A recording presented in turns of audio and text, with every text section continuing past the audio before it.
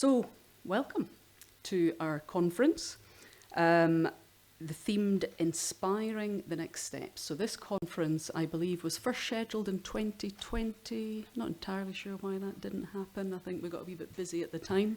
So it's lovely to see you all this morning. So with no further ado, I'm going to introduce a film which features young people from the Govan Youth Information Project in Glasgow and the Toon in Dumfries and Galloway, who I'm sure you'll agree, once you've seen it, demonstrate a real insight into the issues relating to and the impact of gambling harms, both directly and as affected others. So over to you, Tina. Hi, I'm Sam. Hi, I'm Chelsea. Hi, I'm Ethan, and welcome to the Scottish Gambling Education Conference 2022. You're with you.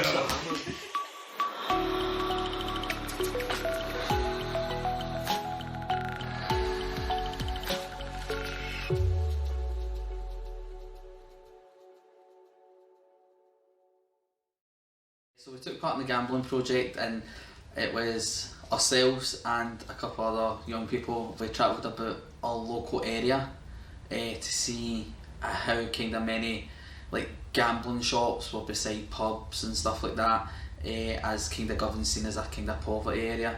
And then we travelled further out to the West End, and the information that we found was quite shocking. We kind of saw, I think it was maybe 20 odd bookies in the Govan area, and probably roughly the same for off sales. But then we were in the West End, I think it was two bookies, 2 or 3 bookies that we saw, so it was a massive difference. And they weren't even next to each other, they were far distances between each other.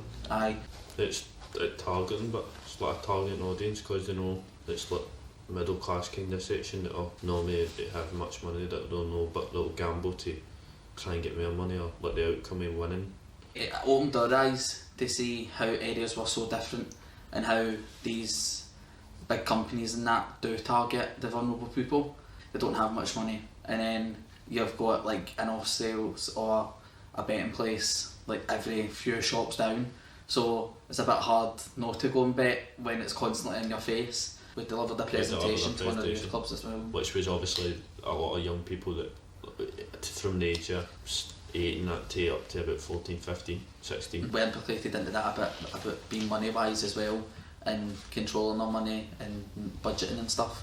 We were delivering that information back to our peers, and as Sam says, we delivered it in youth clubs. So yeah, definitely.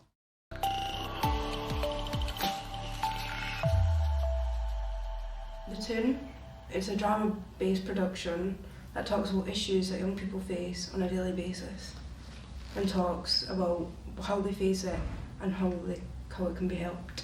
The Toon is ran for a week before and through the weekend of Youth Beats, which is Dumfries and Galloway, one of Scotland's largest free music festivals. And it's just a really good way and a fun and interactive way of getting across the issues that people in Dumfries and Galloway or all over Scotland, all over the world face every single day as a young person, and helps them out and pinpoints them to help services, helplines. It's just a really good thing to be involved in as well. We done a scene, and it was based on a parent who had a bingo addiction, and how it was affecting the child and the family, and how it affected the mother and how on our feelings and our day-to-day life. It can be showed as something that's fun, and it gives you happiness, but happiness only lasts as long as you're winning.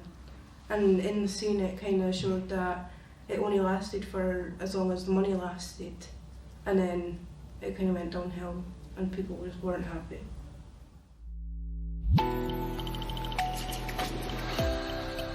Before we'd done the project, it was just a case of they're only going in and betting or putting something on a game. They could easily no do it and save their money.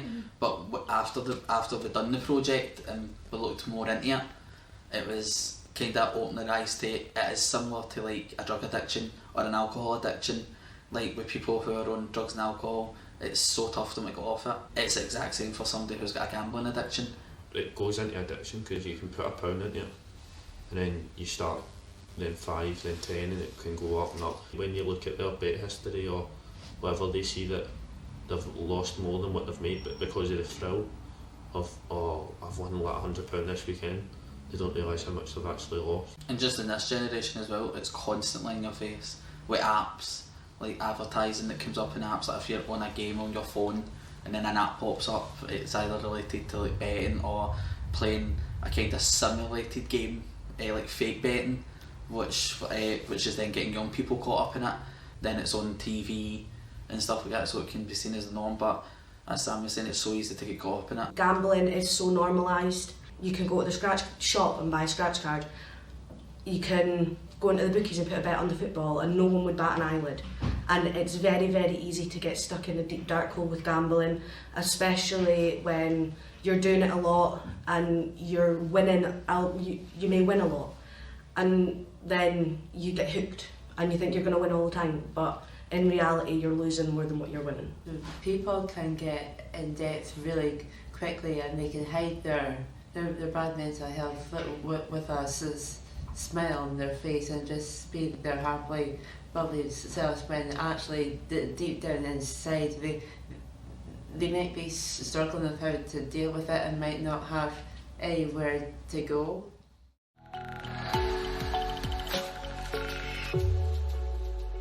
For us, we would say kind of know your limits a bit. When it does get into a frightening stage where you're like, I'm spending a lot of money here, or I'm losing quite a lot but I'm winning a wee bit, then that's kind of a sign you need to kind of like pack it in and kind of stop it before it gets to a stage where you're like that, I've got no money left. Budget. Yeah. Spend time with family and friends. There is help centres and stuff for people who are really struggling with gambling. So as again, signpointing in directions of stuff like that, or not even signpointing, and just advertising so young people know if they ever are in that rut, then they do have people that'll help them out. Either if it's as little as like a scratch card addiction or like a casino addiction, it's okay to go get that help at any stage of addiction. Having it as an open conversation and getting debates and that going, because that's what we were doing. We were having debates and that going, and which was really good. And then getting out there and really seeing it, which kind of then brought us all together, and then we were on the same page. And so yeah, definitely implicating it into youth work, because this is the new generation that's going to be moving up. So giving them as much support as possible for when they go out into life, they're prepared. Then they've got that support there.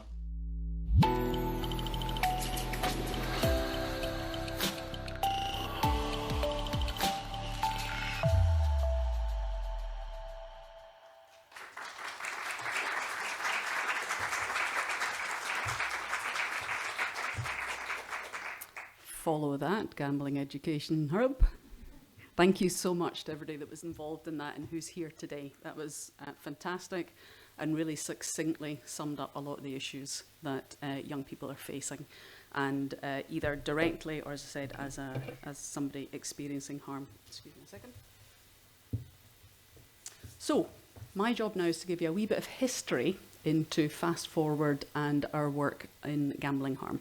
And because I'm very old, I'm going to have to take my glasses off. You're going to go into soft focus so I can actually read my notes here. So the project, and apology, I'm going to have to read this because there isn't now anybody at Fast Forward who was here when this was happening. Yeah, so key staff have moved on, so I'm going to be reading from notes here. The project was first established in June 2014 as the Youth Problem Gambling Initiative, in partnership with NHS Lothian, with 18 months funding from NHS Lothian's Health Foundation. At that point, we only covered the Lothians only, and we're focusing on youth groups and secondary schools. We were then fortunate in securing 2 years funding from Gamble Aware, which enabled us to change the focus from the Lothians to Scotland-wide in 2016, but I think we had one member of staff doing that, so she did a really good job at that point. And it was still called the Youth Problem Gambling Initiative at that point. Again, the focus was on youth work in secondary schools, but with the intent of developing a free toolkit, which was launched in autumn 2017.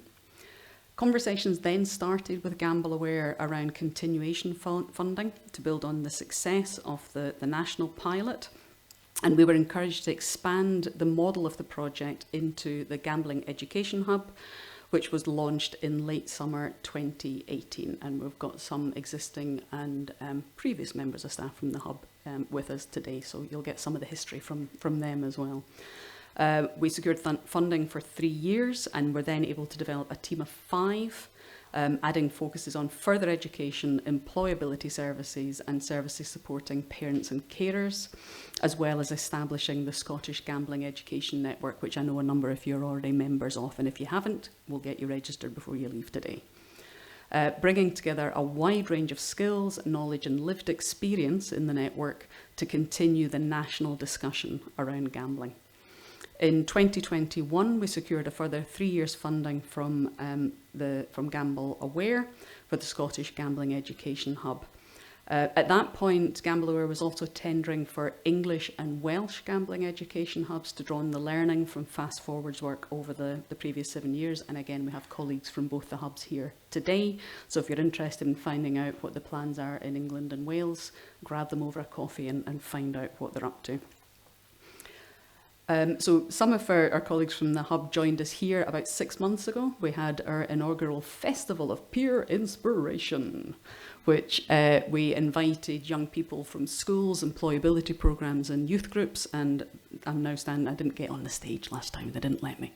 But we had 2 performances, one of our previous drama, which was called Trust Me, which you can also see as a film. It's available, and again, we can make information available of that, and Wasted, which looked at the impact of alcohol on particularly young women.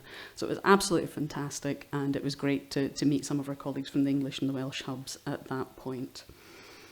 And hopefully, over the next couple of years with the 2 other hubs, we're going to be creating a cohesive response to education and prevention work across gaming and gambling, and we'll see where we get to with that. So the programme for today, you should have this in your packs, but just to give you a wee overview, so we have some keynote speakers following me. You'll then go into your workshops, and if you need reminded of that, I'm sure my colleagues will point you in the right direction. Lunch will be an hour, so give you a proper break to either go and stretch your legs or have a conversation with many of the people who are in the room. And for those who are joining us virtually, you get to have a little bit non-screen time. We're then going into a couple of panel discussions before we close at about 3 o'clock.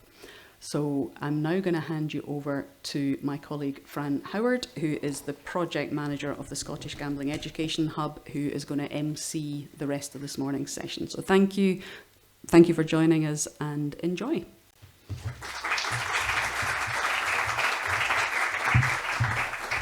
Hello. When she says emceeing, there'll be no rapping. Hi everyone, thanks so much for coming. I know that today has been a bit difficult with the trains and teacher strikes and things, so I really appreciate it. We've had people come from really far away as well, so thanks so much for coming. I would like to thank both of the youth groups that were involved in the film today. As you can see, they were great. Some of them are here today, so thanks very much for coming too. Too often, young people's views are left out of the conversation when it comes to gambling harm. And this conference about inspiring the next steps, we should be looking to them to find new ways about gambling education. The Scottish Gambling Education Hub was the first established in 2018 as a pilot gambling education programme. Following its success, the model was used to establish hub programmes in England and Wales. Some of you are here, hello. The hub is part of a national youth organisation, Fast Forward. Its mission is to be a force for change that impacts the lives of Scotland's young people. We support young people's health and well-being by promoting gambling education and prevention opportunities by making them accessible to every young person in Scotland. We provide free training and consultancy in organisations working with children, young people and families in Scotland. We also work directly with young people, the adults in their lives, their families and their communities to recognise the risk of gambling and its potential impact so they can make more informed decisions, as well as recognising the signs of gambling harm to be able to provide support. We have free learning resources around gambling harm, its impact, and signposting to resources available. We've created a toolkit to be used by anyone who wishes to assess current research around gambling and information and needed to educate young people around gambling harm. Session plans and activities to equip workers. In starting conversations around gambling and the risk of harm, we create posters, leaflets, videos around emerging trends and topics in gambling harm. All of our resources are developed in consultation with experts by experience, including our flagship gambling education toolkit, which we'll hear about later in panel 2. Our service has grown and adapted with new and emerging trends. Gambling education has never been more critical than it is now in the cost of living crisis.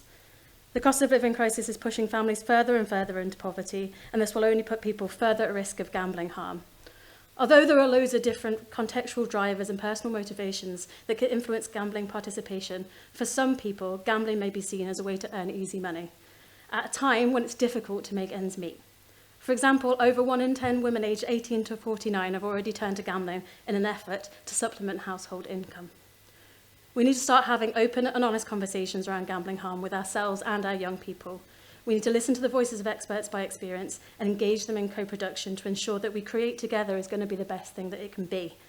Partnership is incredibly important to the Hub, and we hope that by bringing everyone together today, we can share ideas, pull together, and really make a difference to gambling education and awareness in Scotland. So I would like to introduce our first keynote speaker. As MP for Inverclyde, Ronnie Cowan, if you'd like to come up.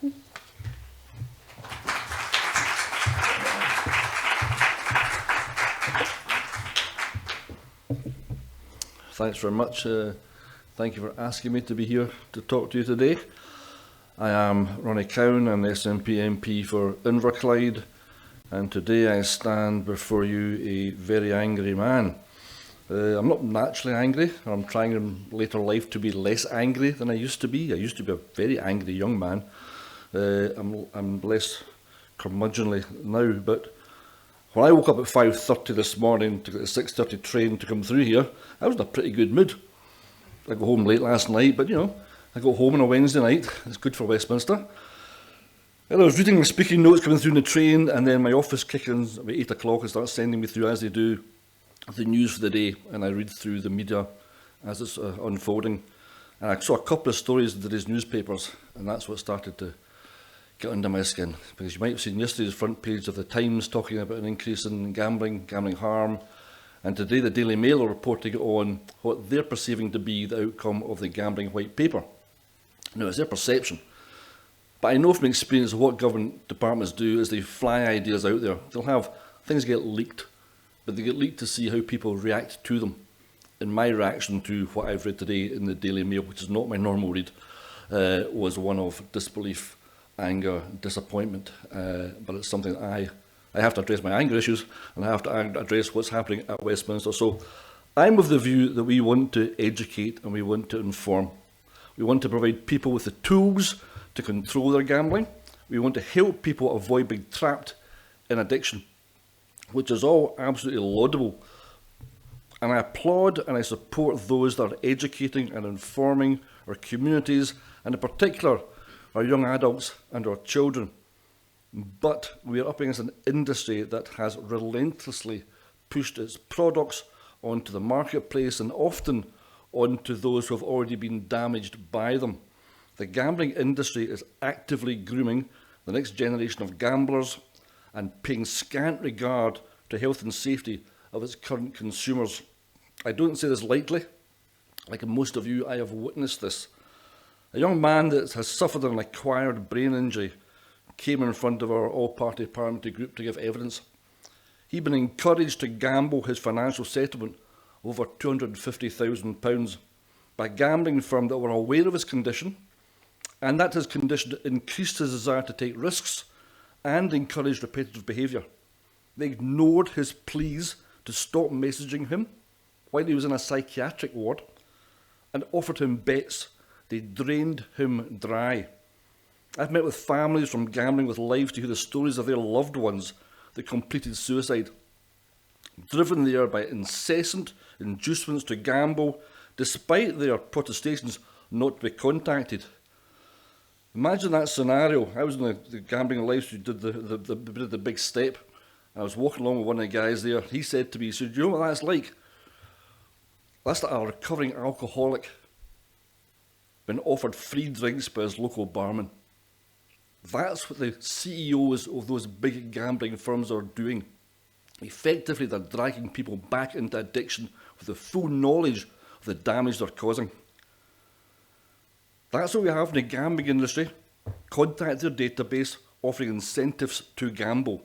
According to the last Gambling Commission, 31% of 11 to 16-year-olds spent money on gambling in the last year. And an estimated 30,000 children are problem gamblers, with a further 75,000 classed as at risk. There are an estimated 1.4 million problem gamblers of all ages. And this week, doctors warned of a surge in gambling addicts turning up at A&E. Figures show a 42% annual rise in demand for gambling clinics. This does not happen by accident. This is the result of an industry that is out of control. Since the 2005 Gambling Act allowed the industry to self-govern, it has changed out of all recognition. Analogue legislation for a digital age is a phrase I'm sure you've heard before. The legislation was cast in 2005, and in 2007 the iPhone appeared and it changed everything. A lack of self-governance by the industry and relentless advertising campaigns have resulted in record numbers of addiction, suicide and gambling harm. With that knowledge, you may expect the industry to reflect upon itself and seek to close VIP rooms, end advertising, submit to a smart statutory levy, but it won't. Instead, it's fighting against reform tooth and nail. It's paying lip service to change and paying elected members to lobby for them in the corridors of power. I can guarantee you that none of us who are opposing this legislation are paid by anybody to oppose this legislation. I'm sure it's not escaped your notice that the political landscape within the Conservative and Unionist government of Westwood has changed a few times over recent years, months and weeks. I've been an MP for 7.5 years and I'm now my 5th Prime Minister, my 8th Secretary of State for DCMS, and I've also worked with 9 gambling ministers in the 4 years since they invented that post. This chaos does not help develop good legislation. And all the delays mean that more people have been and will be open to this sort of inducement and damage. The new ministers understandably require time to get up to speed with their portfolios. The result of that is that legislation slows down to a snail's pace. The all-party parliamentary group for gambling-related harm met with the Secretary of State last week, and we will meet with the Gambling Minister Paul Scully next Monday. And I should explain that the APPG is an all-party group. It is completely non-party political, and the gambling-related harm is driven by Ian Duncan-Smith of the Conservative and Unionists, Caroline Harris of the Labour Party, and myself. Now, sitting beside Paul Scully will be the long-suffering civil servants who have heard me rehearse these same arguments for many, many years. But in regard to the white paper that has been produced now, I have 6 key asks. A statutory smart levy should be placed on operators to fund gambling harm research, education and treatment. Currently, the treatment of gambling harm is partially funded through a system of voluntary contributions from gambling operators. The current recommendation is that this should be 0.1% of operators' gross gambling donations, totaling around £10 million. Zoe Osmond, Chief Executive of Gamble Aware, commented on the current levy, stating the industry has never reached its target of achieving 0.1% of GGY from the voluntary industry levy. And as a result, there's a lack of stability in the voluntary funding model, preventing recipients from effectively planning budgets and staffing needed for various projects aimed at reducing gambling harm in the UK. I'm going to have to speed up then, okay? I'm getting timed out already. I want to see limits on the stakes online. We have to bring them online, the offline gambling, to make it comparable with the on-land gambling. We have to look at affordability checks and see how they can be implemented. We have to look at the so-called VIP schemes and inducements to gambling. They should be outlawed. We have to look at far stricter controls on gambling advertising, which to me is an absolute must and one of the major things the UK government are now kicking back against. And the gambling ombudsman should be set up to ensure a means for consumer redress. And let me address the elephant in the room. Gamble Aware and Fast Forward are funded directly by the gambling industry. My concerns are not with the work they do. I respect these organisations and the people within them. I know the good work they are doing, but I want them to be free of any potential influence that research, education and support should not be directly funded by the industry that is causing the damage. The polluter should pay, but a smart statutory levy would raise over £140 million and be ring-fenced to fund research, education and support. We could triple at least the funding to Gamble Aware and Fast Forward, and importantly guarantee funding for years to come, thus freeing them up to do the job they're doing so well and to bring on new staff to nurture, to develop them over a number of years. I have real concerns that the impending white paper will be watered down to such a degree that it will be virtually meaningless. It's my intention and that of the APPG to ensure that it is not. And my plea to you is that you write to your MP and tell them that you have concerns of the white paper, the things you'd like to see in there, and ask them to talk to me. Thank you very much.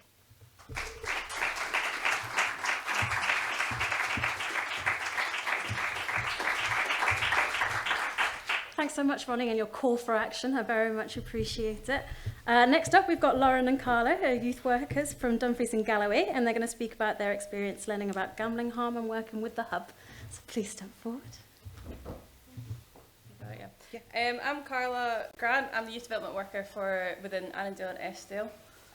And I'm Lauren Asher. I'm the online and communications youth information worker based in Dumfries and Galloway's Youth Work Service. Is it working?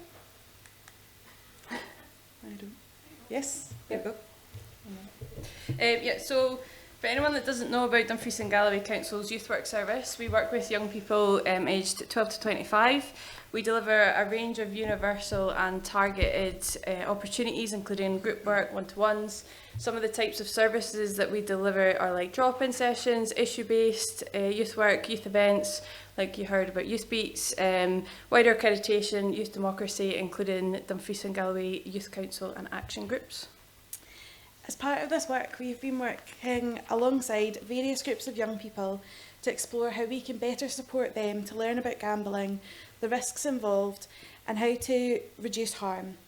Gambling was identified as a top 5 priority issue by young people through 10,000 Voices, which was a region-wide consultation that engaged with 10,629 young people across Dumfries and Galloway over the course of 2018.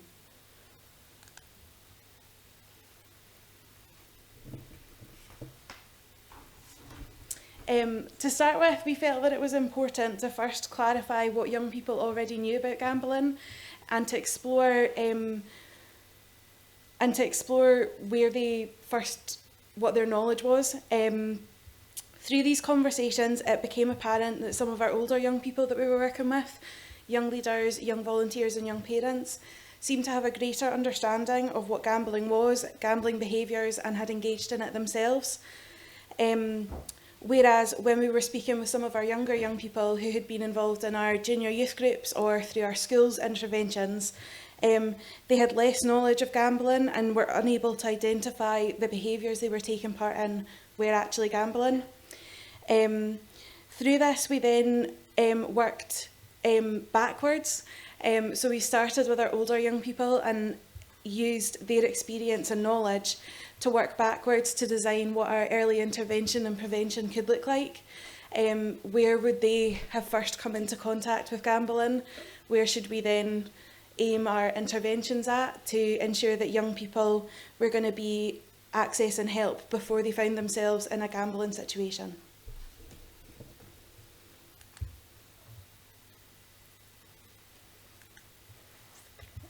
Okay, so once this was identified, we used a range of activities to engage young people in discussions, taking a peer education approach that put young people at the heart of the solution.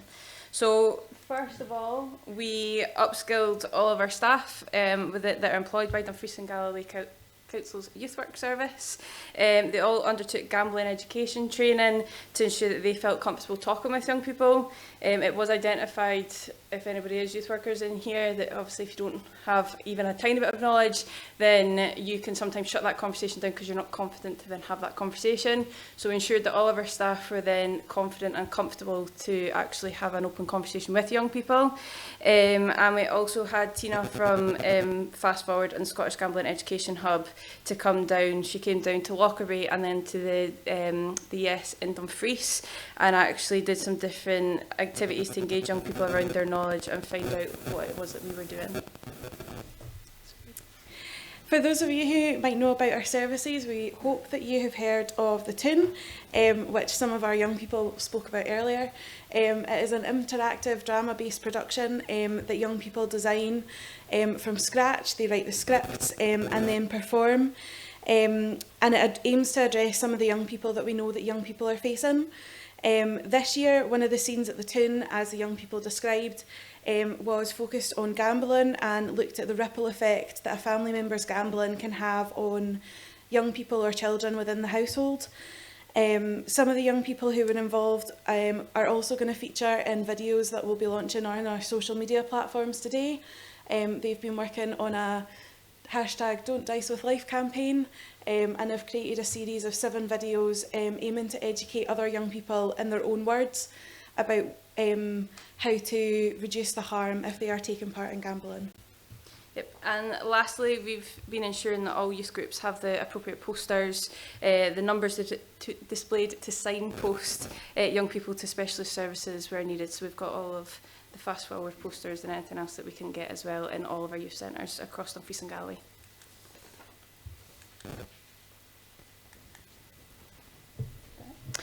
So before summer and after the staff training, our youth workers, again, were a bit more open to conversing with young people about their knowledge and gambling.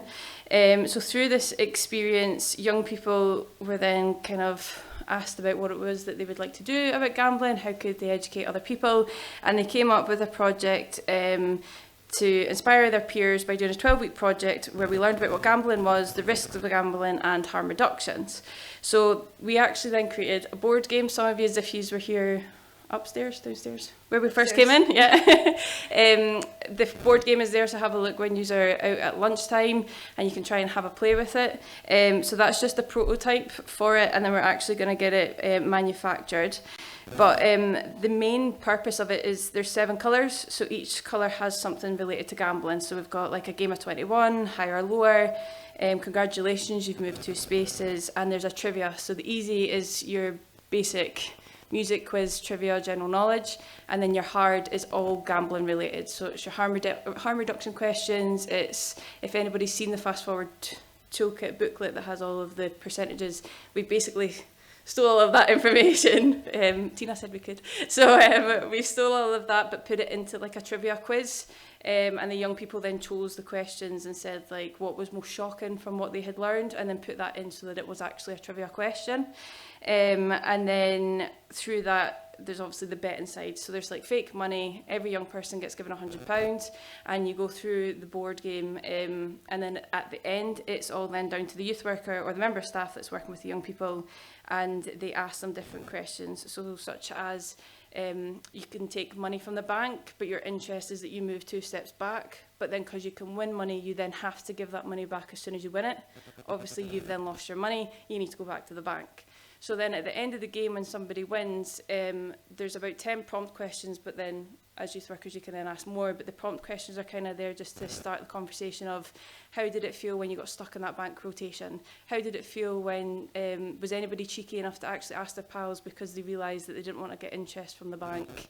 You know, there's like all different kind of prompt questions. How did you get that dopamine hit? How did it feel when you kept losing? What was this? And it's really quite interesting because some of our young people are quite like, yeah, they're finding it really frustrating that they can win a game of 21 but can't move 2 spaces forward. So have a look at it when you go downstairs. And there is also signposting, and it links, there's also the hashtag. So if you do use it or you do get it, it's the hashtag YWWSLS, and it all connects back. It has signposting and everything on it too. We've got 3 videos to hear from young people themselves on why they wanted to create the project, the board game. The noise is a bit funny because it took a while for them to agree to do the video, so it's, yeah, you'll see. Why do you think it's important to talk about gambling? Because it's for issues for later life. It is a global problem. It could affect their life really badly. What difference do you hope your project will make? To inform people of bad gambling is to better the lives of those affected, to stop gambling. Can you tell us a little about your board game? To inform people how gambling works. To explain the risks of gambling. It's a fun way to educate people on how bad gambling is. So that's, yeah, thank you. So that's just a little bit about what the Lockerbie group did with the board game, so if anybody wants to look at it, I'll be upstairs at lunchtime anyway. There we go.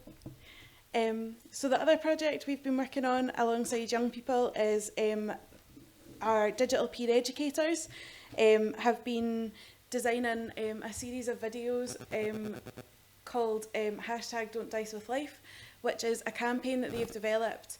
Through our conversation, something that kept coming up consistently was that some of the language and terminology around gambling wasn't necessarily youth-friendly, and young people struggled to access accurate information that was in their own words or that they felt they could relate to. So their response to that was to create a series of videos using TikTok trends to educate their peers a little bit more about what gambling is and where they can go for support. Their campaign launches today on our social media and explores 6 different ways that you can reduce the harm if you are taking part in gambling and where to go for support.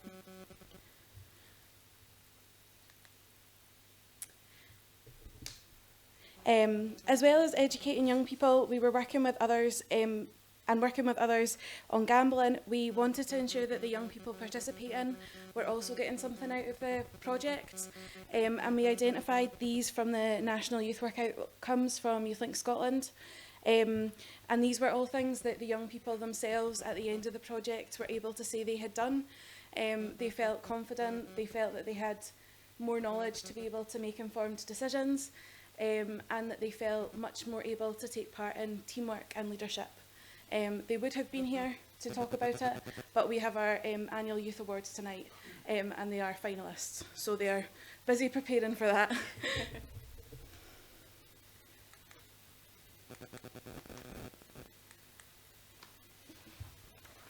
Okay, so moving forward, we want to build on our existing work and keep momentum going using the resources developed to continue the conversation with young people.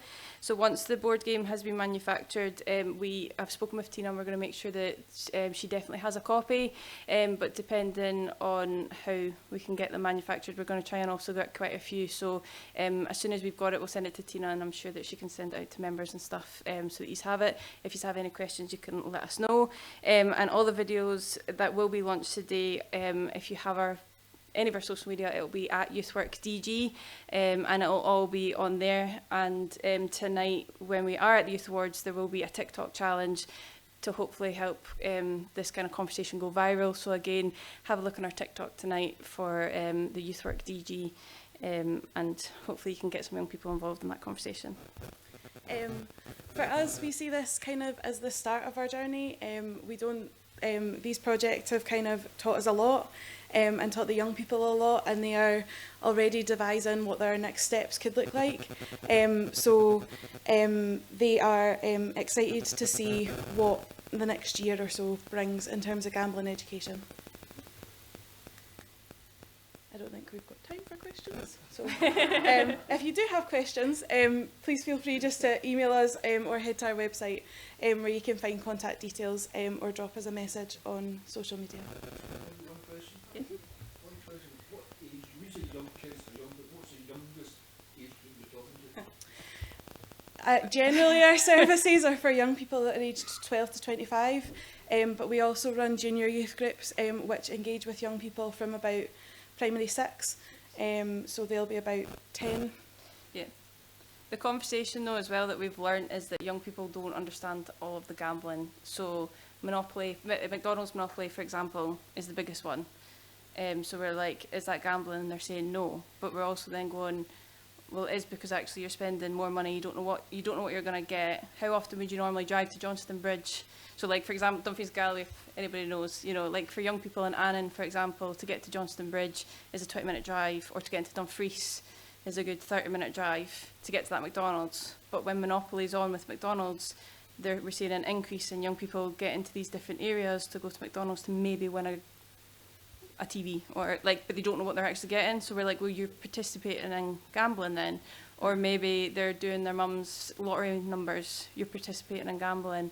And it's happening from such a young age that they don't realise that they're participating. So having this conversation early, but like the board game, for example, we wouldn't probably introduce until about S2. But like the actual conversation around, are you aware of what it is starting early for us. Thank you. Okay.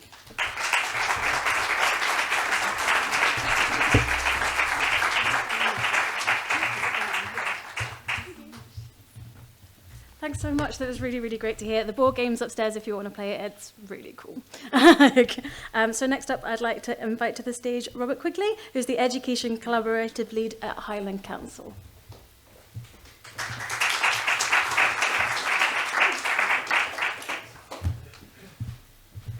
Good morning.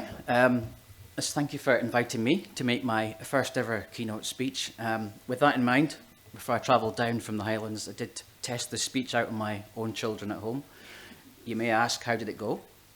The answer is related to the fact that I have asked for the exit doors to be locked, so that you can't use the excuse of a major best friend emergency to walk out after 2 minutes. So hopefully you do find this useful. Also realise my fatal flaw in not having notes, so I'm going to have to kind of stand at a slightly strange angle to speak. My name is Robert Quigley.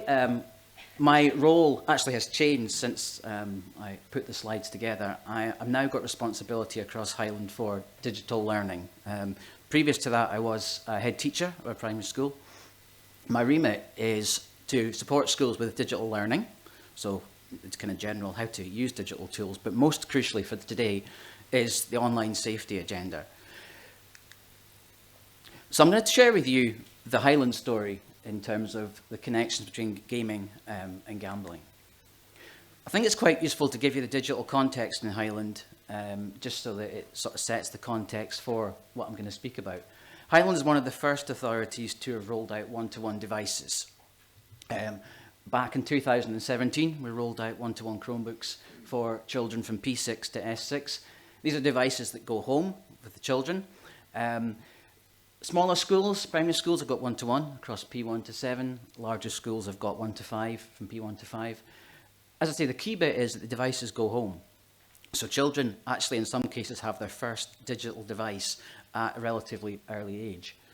We also have our own Google tenancy, which I'm not going to get into the complications around that, but what that means is that we can control the settings in terms of accounts and what children can have access to. The relevance for that in terms of today is that at the same time as the Chromebooks were rolled out, I went to my boss and said, we need to support these devices with the online safety work. And that's absolutely crucial. We can't give these devices, we can't introduce children to the concept of digital tools without the support around that. During COVID, it's a kind of very quick, I suppose, thing about COVID, as a kind of evidence of the fact that Highland was leading the way, digital learning didn't stop literally the next day. Children took the devices home and continued working, so it was seamless. So I mentioned about the fact that we rolled out devices and the online safety support was provided in parallel. I think that I'm the only person across Scotland who has got a specific remit to support online safety. And as I say, that's absolutely crucial in terms of supporting children. What I've discovered is that actually if the Chromebooks went away tomorrow, my work is still equally as important, because it actually now isn't about the devices. It's not about the one-to-one. It's not about whether it's a phone or a tablet. It's actually about supporting the children and schools and parents around online safety. As you can see up there, my remit has been to support schools in terms of training, to go and visit schools, to support parent sessions, and just basically to provide that support around any aspect of online safety and also gaming. When I started out doing these sessions, it started off just being about online safety generally. I quickly realised that the gaming agenda was so big it had to be treated as a separate entity. And this is moving towards where this project with Fast Forward and the Hub began. When we started talking about gaming, we realised that children were actually engaging with gaming in a different way that they were engaging with social media, the way they were engaging with other aspects of the digital world. So the Highland challenges, as I saw it, around gaming and gambling, pretty much standard across Scotland: lack of parental understanding and potentially lack of interest. The parent sessions that I do, whether it's online safety or gaming, are really poorly attended. Why is that? Fear, lack of confidence, perhaps it is being oblivious to the fact that young people are engaging in the online world. The loot box connection was absolutely crucial for us, and that's where a connection really started to sort of kick in. Making that connection between that introduction to early gambling. The need and the pressure, speaking to young people, to get that best item in the game, whether it is Fortnite or FIFA. The pressure, we've mentioned already about advertising, that absolute pressure that's all around. You can't escape it when you're playing that game. A really interesting trend, and my kids hate the fact that I do this job because I always talk about them, but my son had a birthday party, invited 10 friends. Each person gave him a £10 Xbox voucher. Bing, £100 in his hands. And I could just see he was thinking, excellent, I'm going to spend it there. And unlike if it was cash, you could kind of redirect him in a different way. It was absolutely clear in his head. Feelings of temptation, compulsion, boredom, escapism. The rurality factor. Highland is the size of Belgium. We've got kids from Wick all the way down to Kingussie, Aviemore, and in some cases really small communities. The gaming world is their social aspect. Just pick that bit up, and it seems to have merged badly. The fact that pocket money, this was taken from the Financial Times, Roblox and Robux, Fortnite V-Bucks, are now the most commonly spent pocket money. I don't know if you can see the amounts, but it equates at the moment to £6.18 per week, so £321 a year. That's, again, a lot of money for children to be spending potentially on aspects within the online world. So, why the partnership with Fast Forward?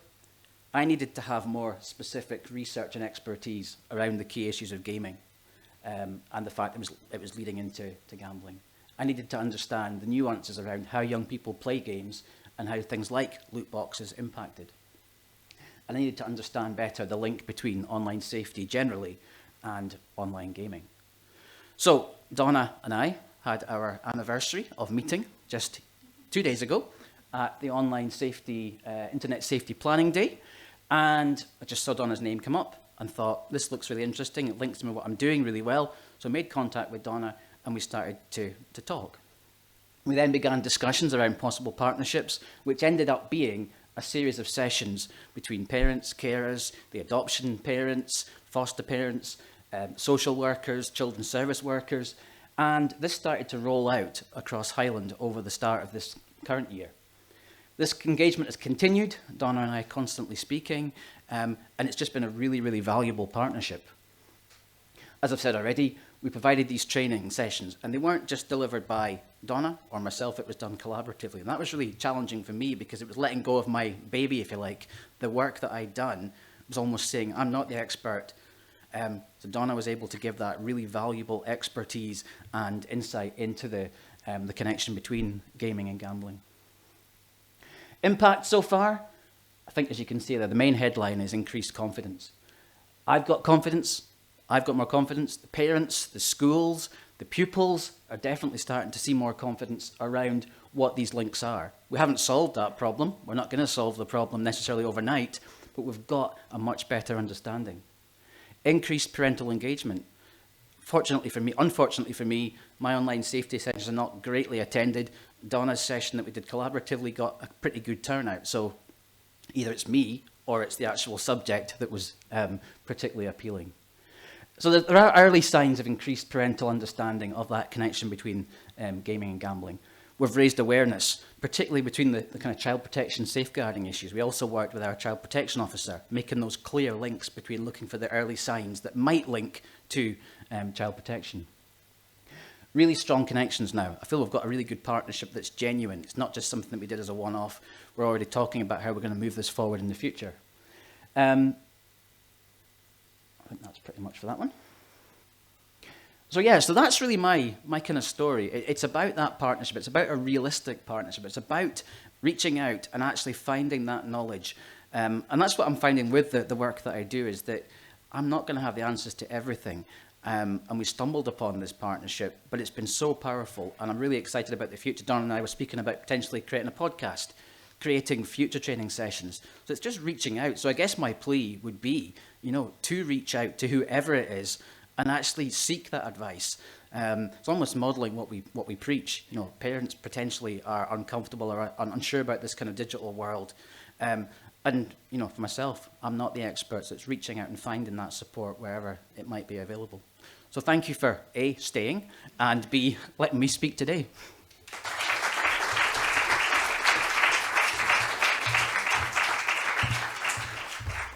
So thanks very much to all of our speakers.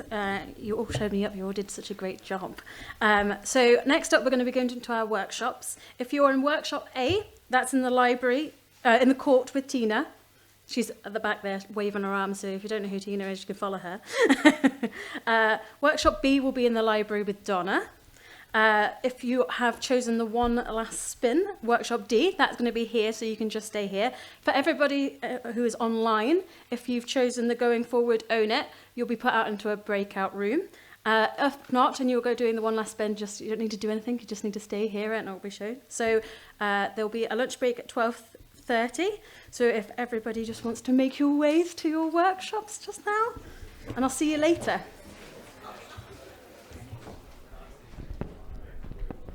Hello everyone. I hope you all enjoyed your lunch. I hope it was tasty. I certainly enjoyed mine. So our panel today, our first one, is going to be focusing on story to engage and inspire. So I would like to invite our panelists to the stage. Steve, Tony, Martin, please come forward.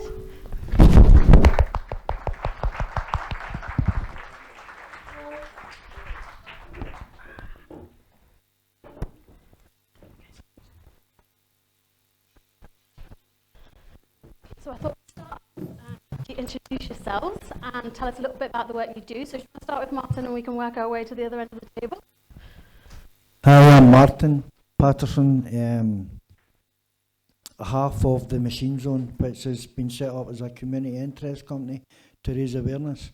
And part of the awareness that we're raising is the film that some of you have just seen, and we're interested in doing everything that we can through the arts. You guys hear me? I hate mics. You need it for online. Sorry? You need it for the people online. Yeah. Hello, I'm Tony Kelly. Sorry, Anna. Right. I'm Tony Kelly.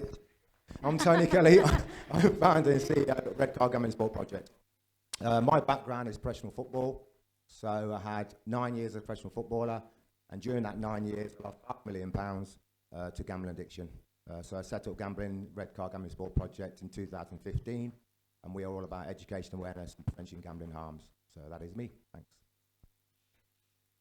Cheers. Thank you. My name's Steve Watts. I'm the founder of a charity called GamFam. I'm an affected other. I had a family member that suffered with gambling addiction. Background is education. I worked in education for 20 years. I was a deputy head teacher at a secondary school in Essex. And the charity set up was delivering awareness sessions and peer support face-to-face in the southeast of England, in Essex and Suffolk, in the area that I live in. And then through COVID, we was able to move our operation online, which means we now help and support more people in more locations all over the UK. We're also a registered charity in Scotland. We've got plans to be a registered charity in Ireland. We work on various lived experience programmes. We work on the Alerts programme, GamHive, and we've just embarked on a programme with Police Scotland in V&K division, which is Dumfries and Galloway and Renfrewshire and Inverclyde. That launched on the 10th of October. So got to get just a real interest in the work that's going on in Scotland and hope to be part of that going forward.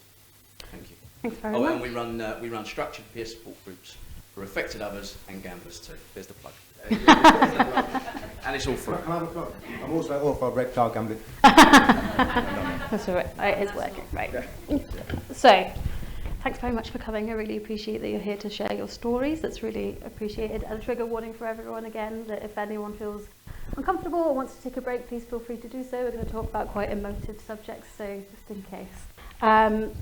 So we'll start with you, Martin. That's a good question. Who can experience gambling harm and who does it affect?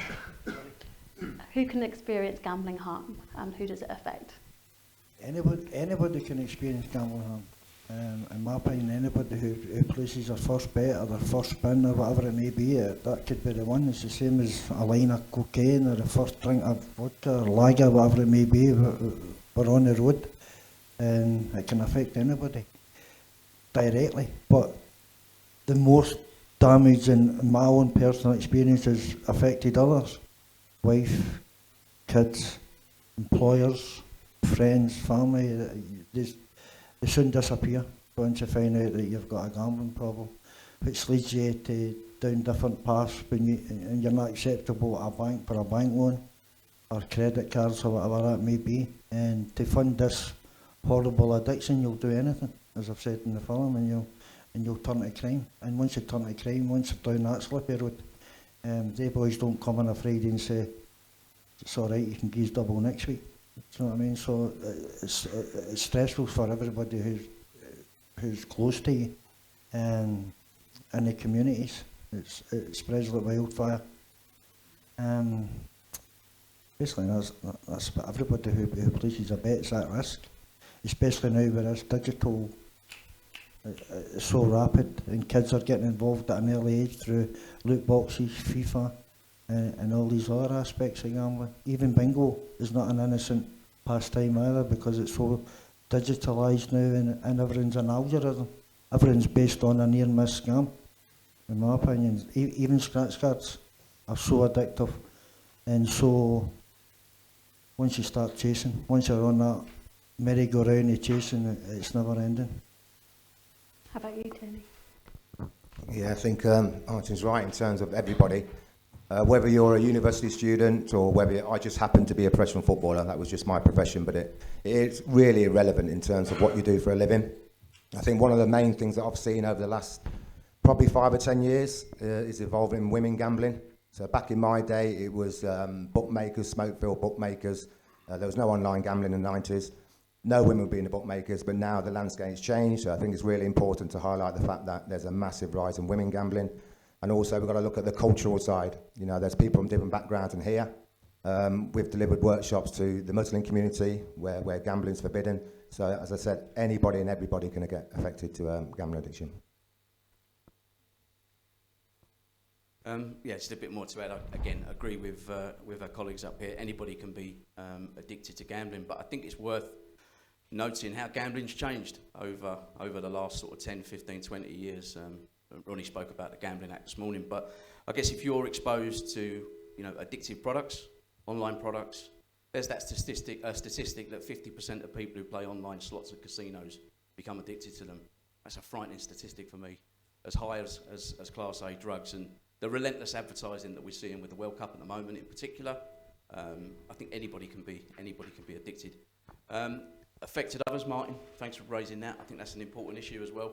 I'm an affected other, and often affected others get forgotten in this. But I think if we go back to, you know, those products, looking at how they're designed to be addictive for people to play for long periods of time in isolation. Tony, you talk about women and gambling as well. Again, And just watching the telly now, I was watching in the hotel room this morning, just watching the football, and 9 o'clock in the morning there's a gambling advert on. You know, it's amazing. And, you know, and probably, and the question was, how can it harm people? You know, there's over 400 related suicides, gambling related suicides every year. And I think that's the, as a parent, you know, I couldn't imagine, you know, being a parent in that situation. And I think it's just important that we recognise that gambling is a harmful product. And, yeah, I'll leave it there. What further work do you think needs to be done to help affected others? Do you want to start, Tony? Affected others, yeah? Yeah. Yeah, it's interesting because I borrowed off every single member of my family, so that's my 5 brothers and my sister. We done a workshop recently where I done a podcast where she came on and basically explained about how it impacted her. And I've never heard her speak like that before, and it was absolutely huge. How it impacted her family. She had to borrow money to lend me money to clear my debts. So in terms of, you know, more support for those that are affected by someone else's gambling, there needs to be a lot more support for that. I know Steve does work with that, and there's 1 or 2 other organisations out there that are looking to support those, you know, members that are struggling, whether it's mentally, whether it's with mental health, or it's depression, anxiety, lending money to family members. There needs to be more support. So I think what Steve said earlier about, you know, this sort of side of problem gambling is forgotten. So we have to highlight and get more support for those that are impacted by someone's gambling. Yeah, I think for affected others, when we moved into this space, just over 3 years ago, 3.5 years ago, there was very, very limited support for affected others. And when we went to try to get support at the frontline services, like police, the hospital, doctors, citizens' advice, the support that was out there for affected others was very, very limited. Hence why GamFam evolved, and trying to be proactive, trying to use our own lived experience to do some good. But I am delighted to say that in the short period of time that I've been involved in this space, there does seem to be more and more organisations that are involved in lived experience, which I think is important, and also you know, putting provision in for affected others and recognising that, you know, there's this statistic that 6 to 10 people can be affected by somebody else's gambling. It's probably more than that, you know, and some people are affected more. But yeah, it's great to hear that even just having the discussion about affected others today, I think is important. 3 years ago, that wasn't here. And I think those frontline services, like doctors, like the police, like, you know, like citizens' advice, the places that us as affected others go to first when we're in the dark, I think it's just really important that the people are well informed and have the strategy to signpost to the right organisations as well, because it wasn't like that 3 years ago. So I think things are changing, and let's hope they keep changing. But yeah, and also through education as well. I think as an affected other, as a parent, you know, we were fully aware of the dangers of drugs, alcohol, etc., but had no idea that gambling was a real thing. But more work needs to be done in that area as well. Thank you. Martin, have you got anything to say?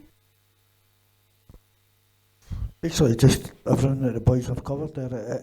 It's tragic. I'll give you an instance that I would go to my daughter and say, can you give me some money so I can give to your mum, and put her in a terrible position, who's got to explain that to her husband and that kind of stuff, and that ripples out. And my son, who's no longer here, used to bail me out so many times through gambling, and I was all nice, and he's a great lad, and when I needed money, and then I'd go back into my shell and be that person again who was gambling, and didn't see the effect it had on him until it was too late. And trauma's a big thing that kids probably are going through now, or in the past or whatever, and trauma's brought me out of gambling. I'm quite confident that I'll not gamble again, but not everybody can say that, and I don't like saying it, but I know I won't gamble today, and I know I won't gamble tomorrow, because trauma is what stopped me, and hopefully there's better things than trauma to stop people. If we can get a better understanding of the whole subject of gambling. How does gambling harm impact the individual's wider world? So, you know, employment prospects, things like that. Again, you're unemployable because you've got to declare if you've filled in any application form for work or anything like that. Now it's pretty impossible to skip it, the thing. So I became self-employed. I've been self-employed most of my life anyway. I was a self-employed taxi driver, and now I'm a self-employed landscape gardener. And it's with my son's friends that we started that wee company. So not everybody's fortunate enough that they can go self-employed and find something that they can do. They're basically just left on the scrap heap, and hopefully people can realise that employment is possible when gambling isn't this big stigmatised, horrible mental health illness that's out there. How about you, Danny? Yes, I think I went bankrupt in 2010. £192,000 bankruptcy file with 32 creditors. So that's just part of the serious gambling harm that have impacted on my life. But the knock-on effect of that was that it was very, very difficult to get employment, because obviously if bankrupt, it stays on your credit file for 6 years. So when young people get into gambling and they get serious debt, whether that's bankruptcy or whether it's just CCJs and defaults, etc., it's going to have a knock-on effect in terms of you going forward, whether you're going for a mobile phone, whether you're going for a house, whether you're going for renting, whatever it is, it's going to have an impact. So in terms of what you're saying, the wider world, students as well, the one thing that I'm really, really disappointed about is that we sit here today, 2 years after I was involved with the Gambling Commission advisory group and having these meetings with the Gambling Commission and DCMS, etc., and we were talking about affordability checks. We were talking about why we are in a position where students can spend £500-600 a night and blow their student grant loans within a week. But we're sitting here today, and that is still the situation. So there's a lot that needs to be changed, but I'm sure we'll come on to that a bit later. Yeah, for me it's the legacy harms. Someone doesn't stop gambling on the Monday and their world is back on the Tuesday. It's more than that, it's the legacy harms. I mean, the boys here have spoke about the finances, but you talk about health, you talk about mental health, and you talk about people have spent extended periods of time playing these online slots, the casinos, and it's the mental health that follows. The legacy harms in terms of debt management, relationship breakdown, development at school, at work, you're disengaged from your family. Yeah, just a whole, and finances is probably the obvious thing, but it's just that day-to-day living. Just trying to go and get a loan out if you've got poor credit rating because you spent thousands of pounds and lost from gambling, but yet the impact that's having on you 2-3 years down the line, trying to get your life back on track. Well, what I will say is that the lived experience community is really strong, and it's really important that we've got lived experience sitting here today and being part of this as well. So I really appreciate being invited to do that, and just any organisation that's out there that are working with people, do try and involve lived experience where you can. Doesn't qualify you to be an expert in this, but I think it just adds a really, really important message. And yeah, I would encourage you all to work with lived experience where we can. Do you think that operators take enough responsibility for industry practices? And if not, what further action needs to be taken? Operators, this is a nightmare. Right, where shall I start? I have a mindset. We know about the operators' tactics. We know what they use in terms of, bringing people into this gambling space. Now, recently, we've had the Gambling Act review, and we talked about sanctions and what we can do in terms of the Gambling Commission, the regulator, and how can they sanction these operators. Now, we have to remember what industry we're talking about. It's a profit-making industry, a huge industry. So when you talk about a recent fine, for instance, like £17 million for Entain, I think it was, it's a drop in the ocean. It literally is a drop in the ocean to these operators. And so that's something that I really, really want to see change in terms of regulation and how they sanction these operators, because I want to see licenses revoked. That's what I want to see. Because it's not going to change. These tactics are not going to change. The operators are the operators. As I said, we are in the industry of a profit-making industry. So yeah, on that score, that's what I want to see change. Operators in terms of regulation going forward. We talked about the Gambling Act review. We talked about the white paper that's coming out soon. And I would like to see two main things about that, and that is the banning of loot boxes. But as Ronnie said earlier this morning, I don't think that's going to happen. And I'm sure we're going to come on to advertising soon, but advertising is a massive issue with me and myself. Back in my day, we didn't have advertising, gambling advertising. I am a lot older than you lot. So in the 90s, 91, 92, we didn't have gambling advertising. It was just down the bookers and casino, etc. But now we are saturated with advertising. Now, we discussed it today in one of the workshops, and that is that when we see advertising on our TV screens, we all know that it's encouraging people to gamble, it's glamorized, it's fun, it's happy, everyone comes out the pub or the casino and they've won, and it's all about winning, and there's no harmless fun, etc. So what I want to see, and I don't know if Ronnie is here. Is he here? No, he's left, unfortunately. I was going to ask him, because I'm still trying to get a definitive answer into why are we not seeing the darker side of gambling advertising on our TV screens? You know, why are we not seeing parents standing over their son's graveside? Why are we not seeing someone coming out of a release from jail? Why are we not seeing that? Because all we're seeing is the glamorization of gambling through advertising and not seeing the darker side. So they're the two main things that I want to see changed. Yes. Yeah, the answer, simple answer to that is no. They're not taking enough responsibility, and there's no financial incentive, or there's no incentive there for the operators to act in the right way. Because I think probably a fine is probably, you know, it's one of the risks that they take. And you know, I agree with you, Tony. They need to lose their licence, and there needs to be a statutory duty of care for the CEOs that are running these gambling companies, and in any other industry, as the head of an organisation, if your company didn't meet its objectives and didn't meet, you know, whatever safety measures, then the chances are you would get fired, or you'd get fined, or you'd get prosecuted. But it seems like the CEOs of these big companies are untouchable, and whilst they're doing slap across the wrist £3 million fines, £17 million fines, this is a £14.5 billion industry. This is peanuts to them as well. So there needs to be that statutory duty of care. Without a doubt. And when we talk about, you know, safer gambling, that's all puts the responsibility and the onus on the individual. You know, take time to tap out, bet regret, bet responsibly. It puts it all on the individual, and it doesn't take any responsibility itself. You know, there should be safer operating, or whatever phrase you want to call it. And it's just really important that the operators work in the same way. And personally, I don't think they should be anywhere near any messaging. I think it should be a public health approach, and the gambling operators, if they're in the business to make money, that's what they do. But if they don't get it right, then they should have their licences revoked, in my opinion. That's just my opinion. What about you, Martin? Have you got anything to add? Again, somebody got 13 months in jail yesterday for crime to fund gambling. And the industry don't seem to get to jail or their licence revoked. They got a slap on the wrist, as the boys have said, and get fined 17 million, 12 million, 16 million, 8 million. The figures just keep toppling over. Whereas anybody in here commits a crime, especially money laundering or not looking after blah, blah, blah. I mean, we go to jail. We go to jail in this country if we don't pay our TV licence. They're going away with absolute brutality. And it should be taken away from sport altogether, the same way as tobacco. If you look at the big clubs in Scotland, Celtic, Rangers are saturated. Tafabet, Unibet, even in Edinburgh, I think it's QuinnBet with Hibs and Hearts. Hearts are one of the ones who haven't participated in any gambling, except when they have to, with a Scottish Cup tie. So if we can get it removed, and alcohol is the same regarding sport.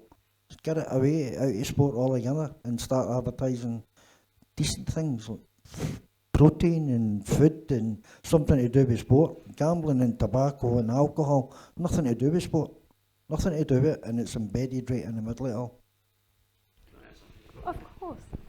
Yeah, Martin talks about this person that got sentenced yesterday. He's become a friend over the last year, and he received a sentence yesterday. But there was an opportunity there for the industry, or for the Gambling Commission to fine this operator and make sure that the funds that this person wasn't, you know, it put his hands up for what happened, etc., etc., etc. But there was an opportunity where that money could have been given back to the victim.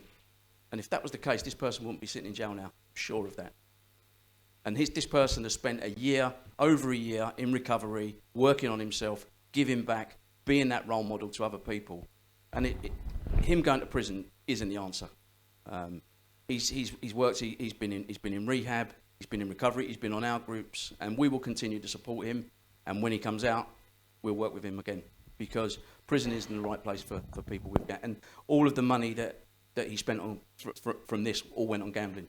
It wasn't living a lavish lifestyle, holidays, etc., etc. And I just think the industry needs to wake up to this as well. People's lives are being ruined. People are dying because of this. And I think the quicker we can all get on the same page around this, the better this is going to be for those individuals and those families as well. Sorry. Oh, lovely, thank you. I think we have some questions from online too.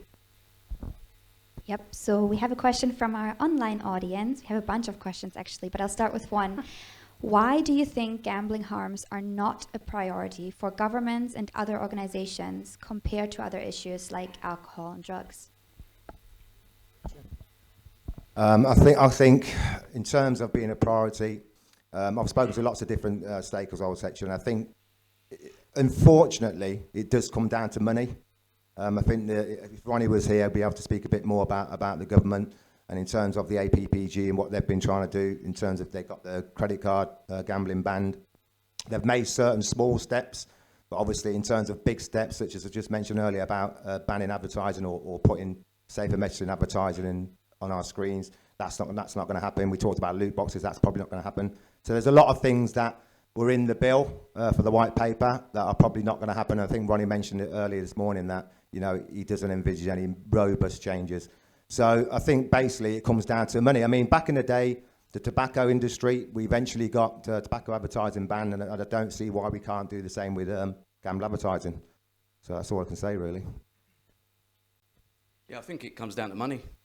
When you hear stories and read stories that MPs are being given hospitality to attend sporting events, and when these laws are being passed, all of the work that the lived experience community do, the treatment providers, the people working in the support, education, that are trying to sort of deal with the harm and raising awareness, the decision makers, you hear stories about how there have been tickets for Wimbledon, tickets for the FA Cup final, hospitality boxes. So when it comes to Parliament, Ronnie said today, something this morning he said today, that on the APPG, they're not paid any money to sort of promote, gambling harms, etc., etc. But there are MPs there that are taking money and sort of, free tickets, etc., etc. What are they going to do when it comes to vote? They're going to keep their hands down. So yeah, it's money. £14.5 billion industry. I'd imagine it contributes quite a bit to the Treasury, I would say. So that maybe there's your answer.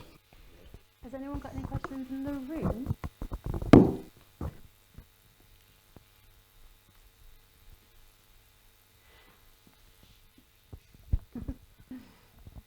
Hello. So with youth work, with what we obviously do, our biggest job is to give young people as much information, education informally, and then they can then make their own informed choices. That's like one of the fundamentals. And I guess my question for you would be, I'll rephrase it. So like, we've obviously created like the board game, we've done the peer education, but that's young people that are willing to engage with that conversation. And we can do the harm reductions and we can have that, but for those that, they turn around and go, oh, but that's not betting, or it's just a bit of fun, I'm doing it with my friends. Is there any advice that you would say to us to say back to young people, like what would be your biggest advice to help yourself or not do, I don't know if I'm phrasing this properly, because I know like what you said about like it's becoming, like if I was to go bet, it's now my problem and I have to look after myself. So how as youth workers could we better support young people to prevent, rather than giving them a harm reduction, how can we prevent them getting involved? Yeah, it's a good question. I think in terms of education for young people, we have to make it clear to them that whether they're gaming, and the majority of obviously 11 to 16 or 11 to 18-year-olds are gaming, as we know, and there is a familiarisation with gaming and gambling. The risk and reward element, the adrenaline rush, the buzz. I told you I hate bikes.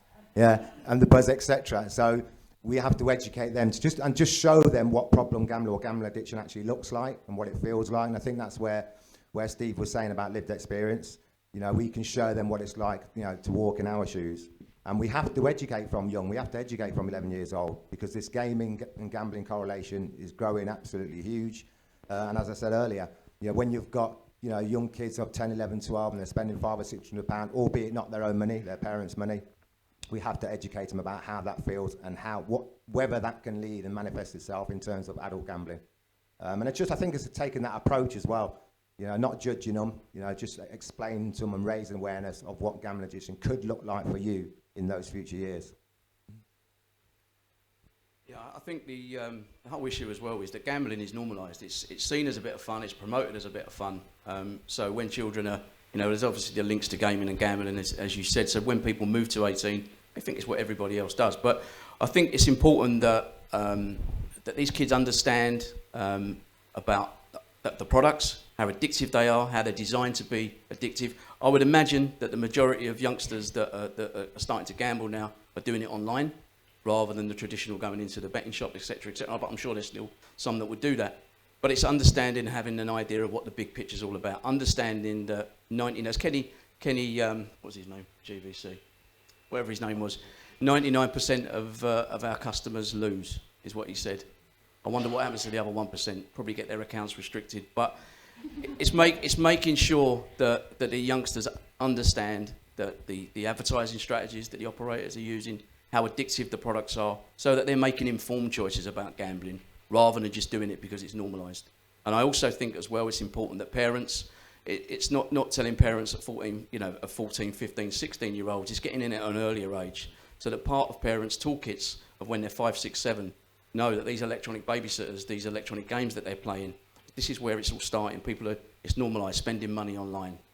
We've had a session this morning about online gaming and gambling. But the links then, and there's no coincidence as well that I'm sure that our youngsters' data is being harvested so that it's being sold on. I think there was a story the other week that youngsters' data was breached as well. So I just think it's important that we're allowed parents and the children to make informed decisions so that they know the full picture of what's going on and recognising that gambling is an addictive product. Do you have anything to add, Martin?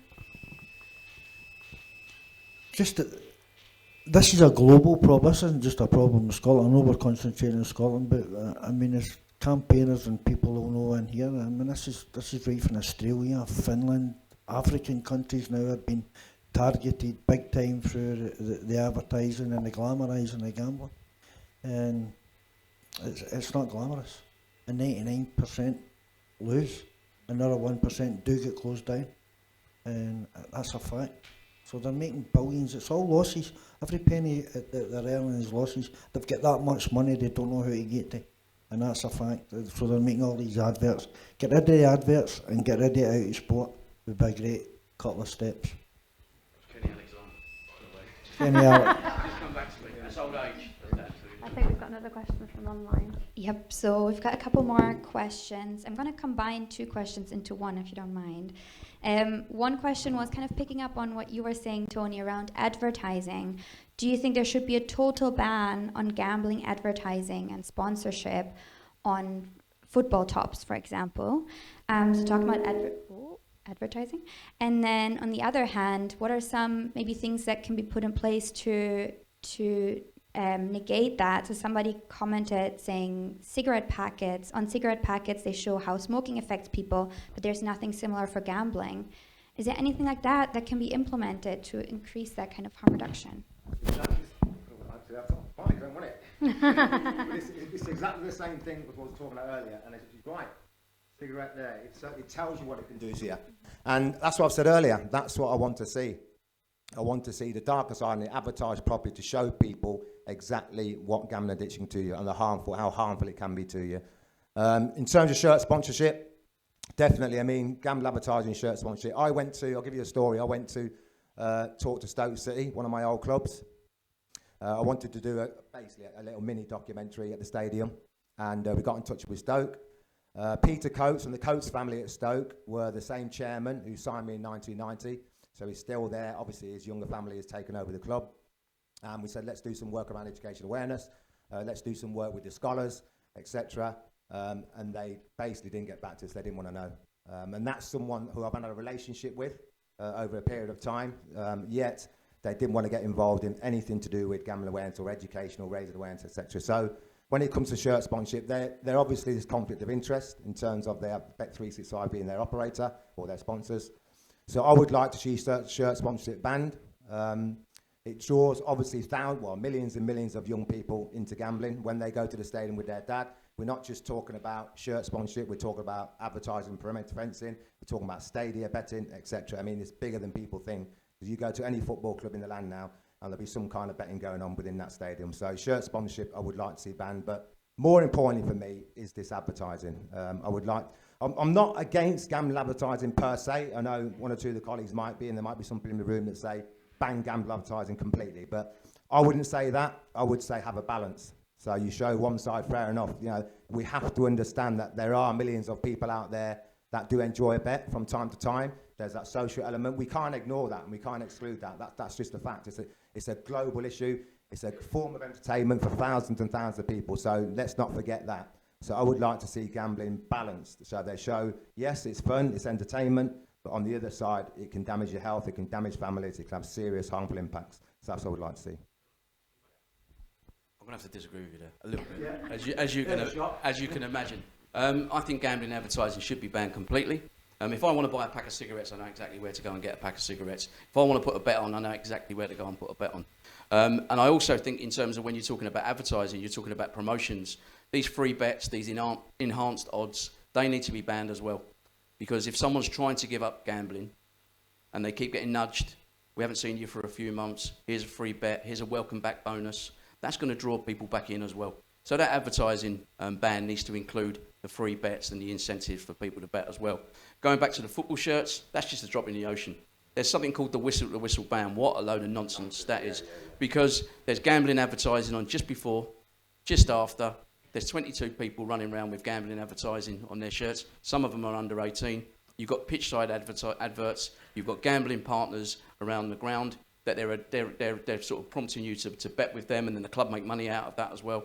So, you know, in a nutshell, gambling advertising, in my opinion, I can only ever talk from my opinion, should be banned. If people want to bet and they can enjoy it, then let them do that. But let's do it without the free bets. Let's do it without the incentives, and let people who want to go to football, who want to enjoy football for what it is, not just have it bombarded in them, you know, every single minute of the day. And there's kids as well. You know, let's just not take away that gambling is illegal for under 18s. There's youngsters, you talk about people going to the match with their families. There's youngsters watching that, and it becomes normalised. And then that normalisation, you know, it goes into 16, 17-year-olds, etc., etc. They turn 18, and it's just part of what they do. And that all stems back to how it's been normalised. And I think if we got rid of the gambling advertising, you know, from football, if we could just ban football's relationship with gambling, that might be the start. But personally, I think gambling advertising should go completely. Sorry, so just curiosity. Who thinks that gambling advertising should be banned per se completely? Well, I'm going to put my hand up, obviously. There you go. And who thinks it shouldn't? Yeah, at least I've got some friends. Thanks so much, guys. Really, really appreciate you being part of today and coming and sharing your stories and everything like that and speaking about. So thanks very much to our panel. Thanks,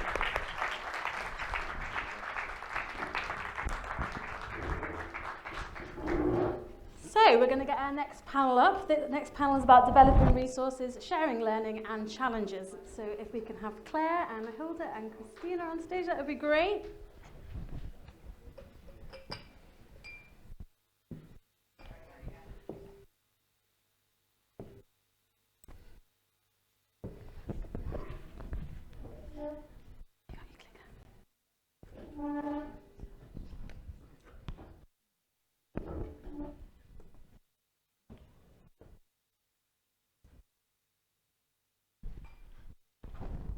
So we're going to start off by everyone introducing themselves and talking a little bit about what you do. So Hilda, would you like to... Okay, so who needs to be at the table?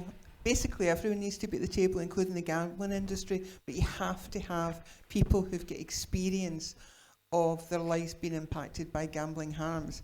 So these are some examples of jigsaw lids. You can download that and it'll also be emailed round to you. It's a tool that we created, we've adapted for different circumstances, and it's a way of seeing the world through different points of view. So we had a wee brief conversation earlier about whether or not we should have gambling advertising.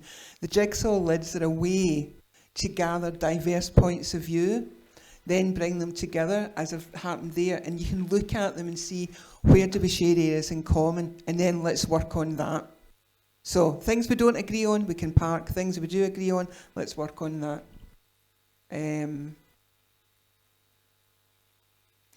These will be circulated round.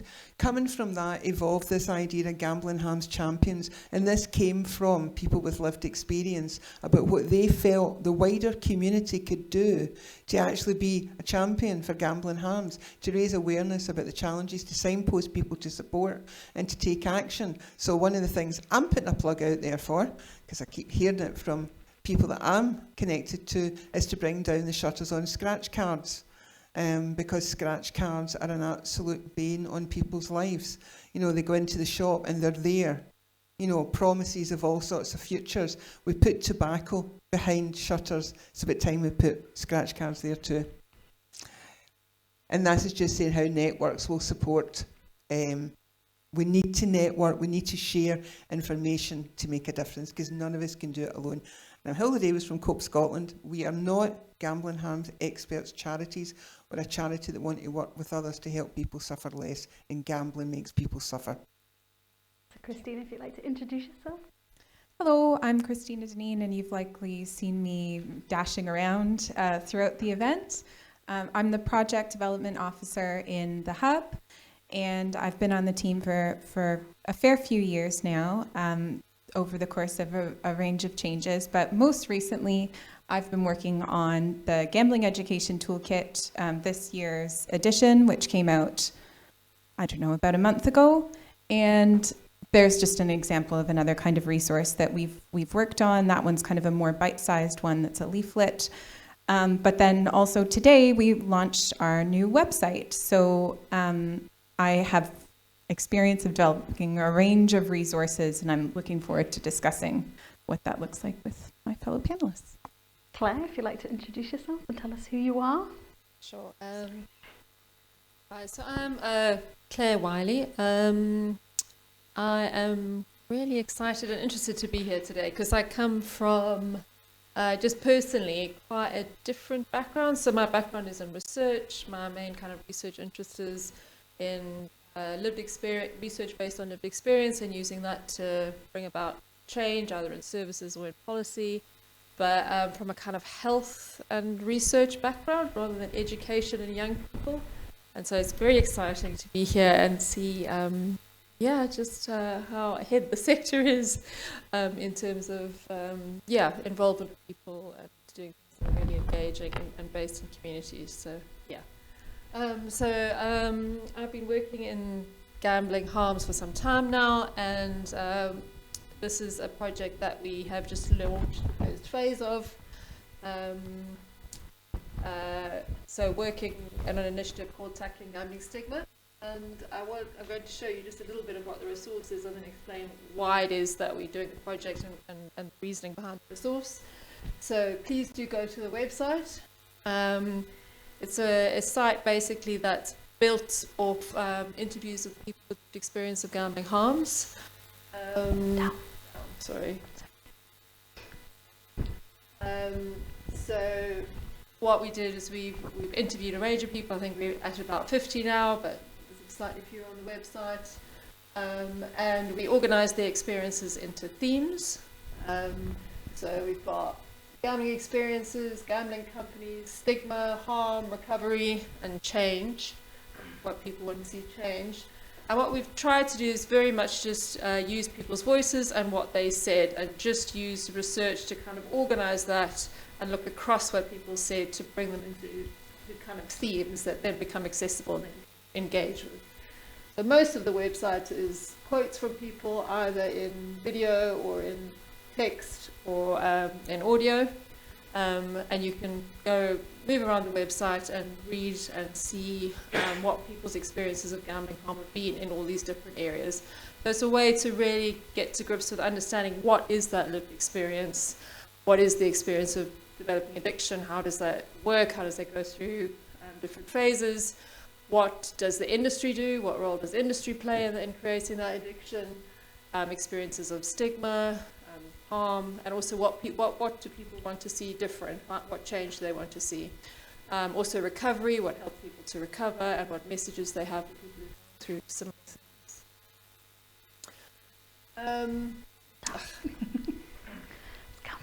So you'll see that it's also very important that people are on the website in their own right. So we've also got a page where you can go and click on each of the different contributors and you can get a little bit of information about them. And then all the different times there, or some of the key quotes from them. So you can get a sense of the person as well. So that's the resource at the moment. So at the moment we've finished the kind of first phase, which really was of talk a bit in a minute, but it focuses on people who've experienced gambling harm themselves through their own gambling. We're in the process now of building a section of the site that looks at the experiences of affected others, so that it really starts to show the impacts of kind of harm and gambling in a kind of 360 degrees, so you can move between gamblers' own experiences and the experiences of those around them. And we're aiming to do that, to have that up in spring. And then just very quickly, the kind of thinking or the rationale behind it. So fundamentally, we know there's huge stigma around gambling harm, but importantly, that stigma also contributes to discrimination in the way that gambling is dealt with in public policy. The key way to tackle stigma is through social contact. So by using media, we can bring the experiences of people to a much bigger audience. Also using research tools so that we are kind of systematically gathering information and organising that in a way and making sense of it alongside people with lived experience. And then I think the other key thing is trying to make sure that we're bringing the issue to attention and intervening at multiple levels. So I think a lot of the stigma work in gambling sometimes ends up with this kind of, oh, people are stigmatised, therefore they don't seek help. We want them to seek help, they should seek help. And it all just becomes, yet again, the onus put on individuals to do something, as opposed to changing the conditions around the person as well. So trying to make sure that our sources and our messages and the kind of impact of lived experience is seen and exchanged not only at the level of the individual, but also wider public policy and services. Thanks very much. So, start with Hilda, a question for you. It is increasingly recognised that a range of voices need to be heard and involved through resource development. Whether or not it's a form of co-production or through consultation, including experts by experience, the people we support, and any other key stakeholders. Who needs to be at the table, and what do these conversations look like? How do we negotiate disagreement? How do we factor the time and resources involved in planning? That's an easy question, isn't it?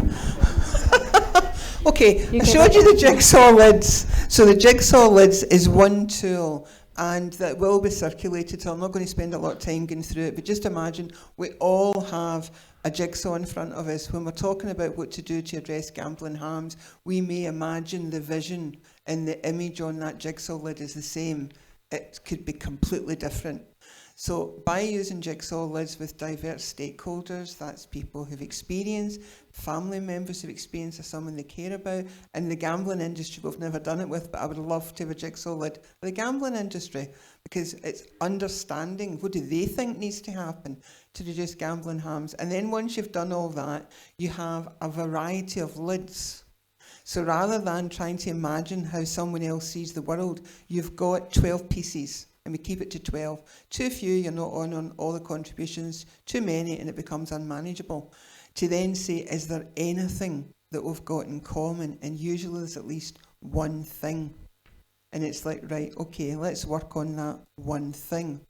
But it has to be led by people who know what can go wrong. So the analogy I often use is, if you're going to design a chair for someone who's a keen reader, now, somebody who's a really keen reader might have no skills whatsoever for designing a chair.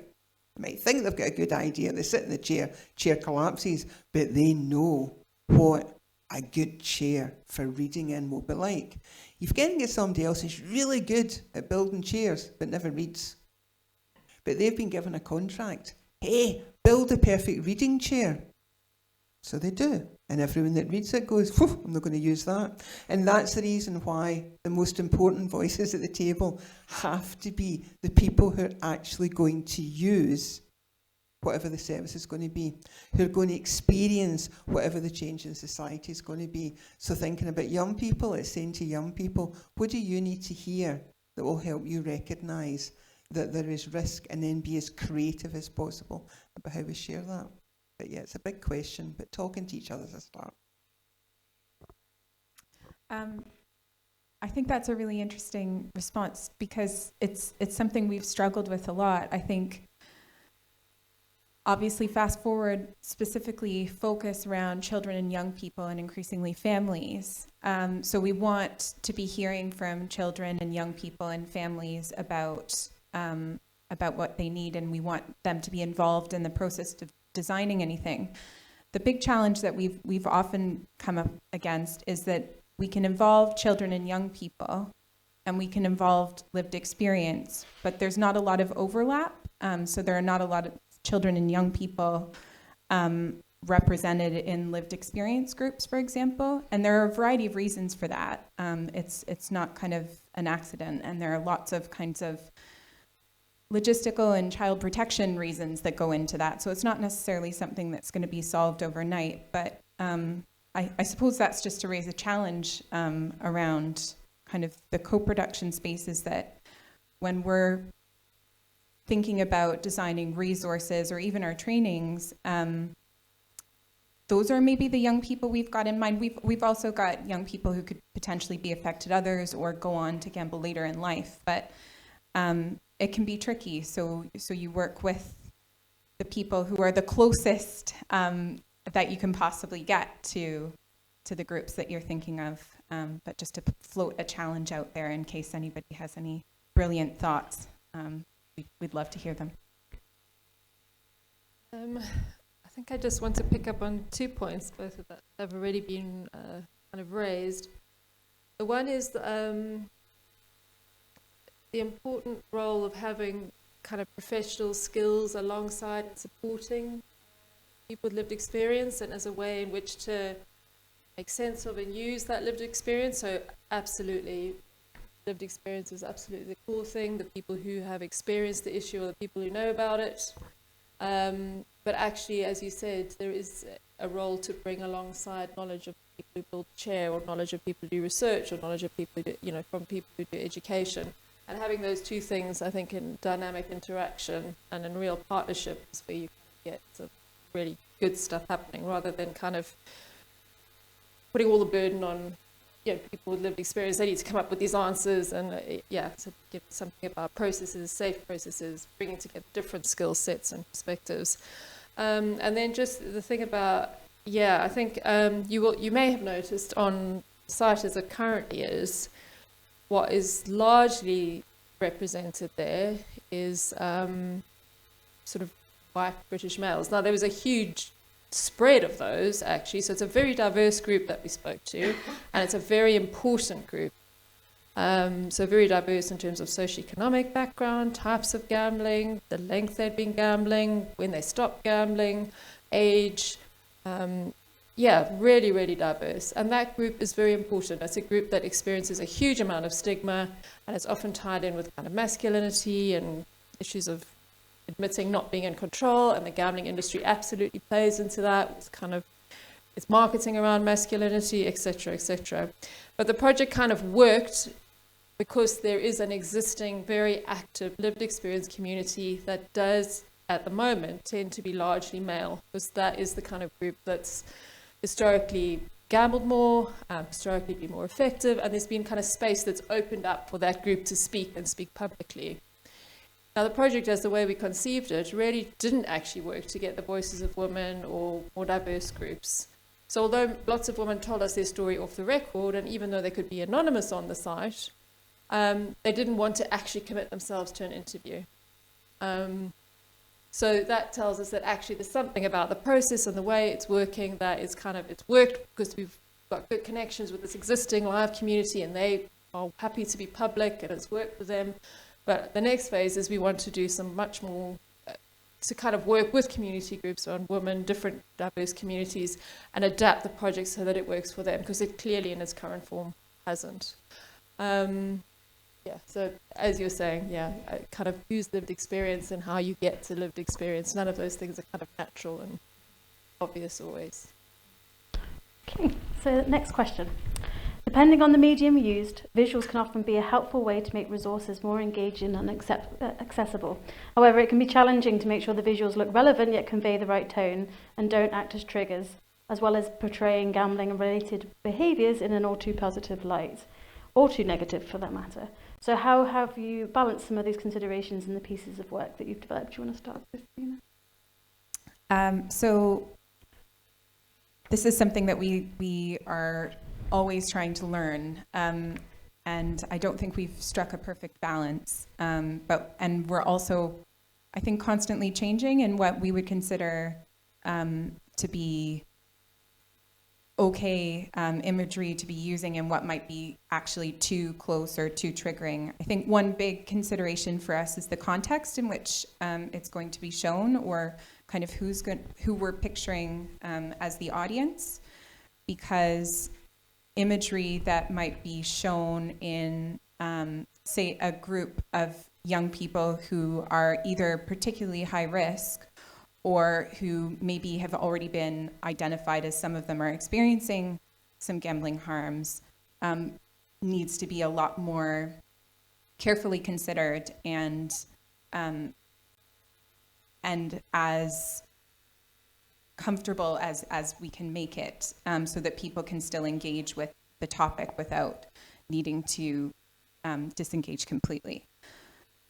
One thing that we've been trying, I don't know if this is the perfect answer, but one thing that we've been trying to do when we're thinking of, say, like videos where we want it to be hard-hitting but not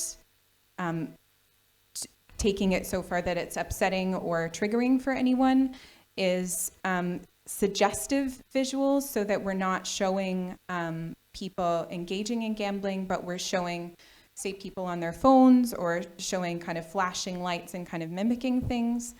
So that's kind of one direction that we've been going down, particularly because the concern is that if you're constantly developing gambling education resources, you'd end up showing a lot of what could be seen as almost, it's like almost advertising if you're showing kind of cards and dice and all this kind of visuals all over the place all the time. You don't want to be pushing people towards that, but then also you want it to be clear what you're actually speaking about. So it's a really delicate balance, and we keep trying to strike it as best we can. Whoever wants to go next. Would you? Yeah, it's a difficult one, because triggering seems to be something that we talk about more and more and more and more and more, and yet the world is not a safe place. We would love to be able to legislate that whenever somebody opened their mouth they were kind. We would love that every film that was made promoted kindness to self, each other and the planet, but it's not like that. So there is a balance to be struck around how we learn to look after ourselves by recognising this is distressing for me, and I'm going to talk to somebody about that, and knowing who it is that we're going to talk to, rather than I'm going to avoid it, because by actually avoiding it could in the long term create an even bigger challenge. Whereas if we're more open and we say, that's upset me and I need to talk about that's upset me. So there's this balancing act between making sure you don't overtly do something that's going to cause distress, while recognising even what I'm saying just now, there may be some people in this room are taking offence at what I'm saying. I'm coming from a place of kindness. I don't mean to be offensive, but some people may be offended by that. And that's a challenge when you're developing new materials. The One Last Spin, the film which people had seen, there's a singer, Amanda Laham, created a song to go along with that. And we thought, would you, speaking to Martin and Adrian and Amanda, would you like us to put together a music video for it? We did it in-house, using images that people have shared with us that resonated with their experience. And it doesn't miss and hit the wall. Now, we've got a disclaimer before you watch it to say that this film does touch on things, but I think it resonates with the earlier conversations about stories where people want to see grieving families at a graveside because they've lost somebody to suicide as a result of their gambling, where a family are breaking their heart because one of the adults has been taken out by the police and is going to get locked up for a year. So there's something about how do we hold up, because it is like a war, how do we hold up the ugliness of what gambling can do while sanitising it so that no one's offended by the image that I'm holding up? And if anyone's got an answer to that, love to hear it. And if I've offended anyone, my apologies. It's something I struggle with every day, is how do we get the balance between the world the way it is and having that conversation and not offending people by talking about the world the way it is?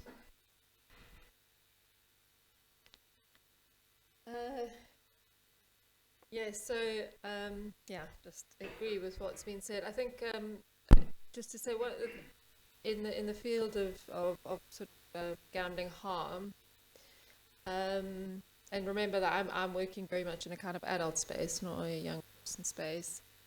I think there's also, leaving aside images, there's lots of debate around language. So some things we're very clear, like gambling, but then what replacing it with, and what do those, and when by just replacing the word problem with harmful or problematic, have you actually changed the meaning of what you're saying?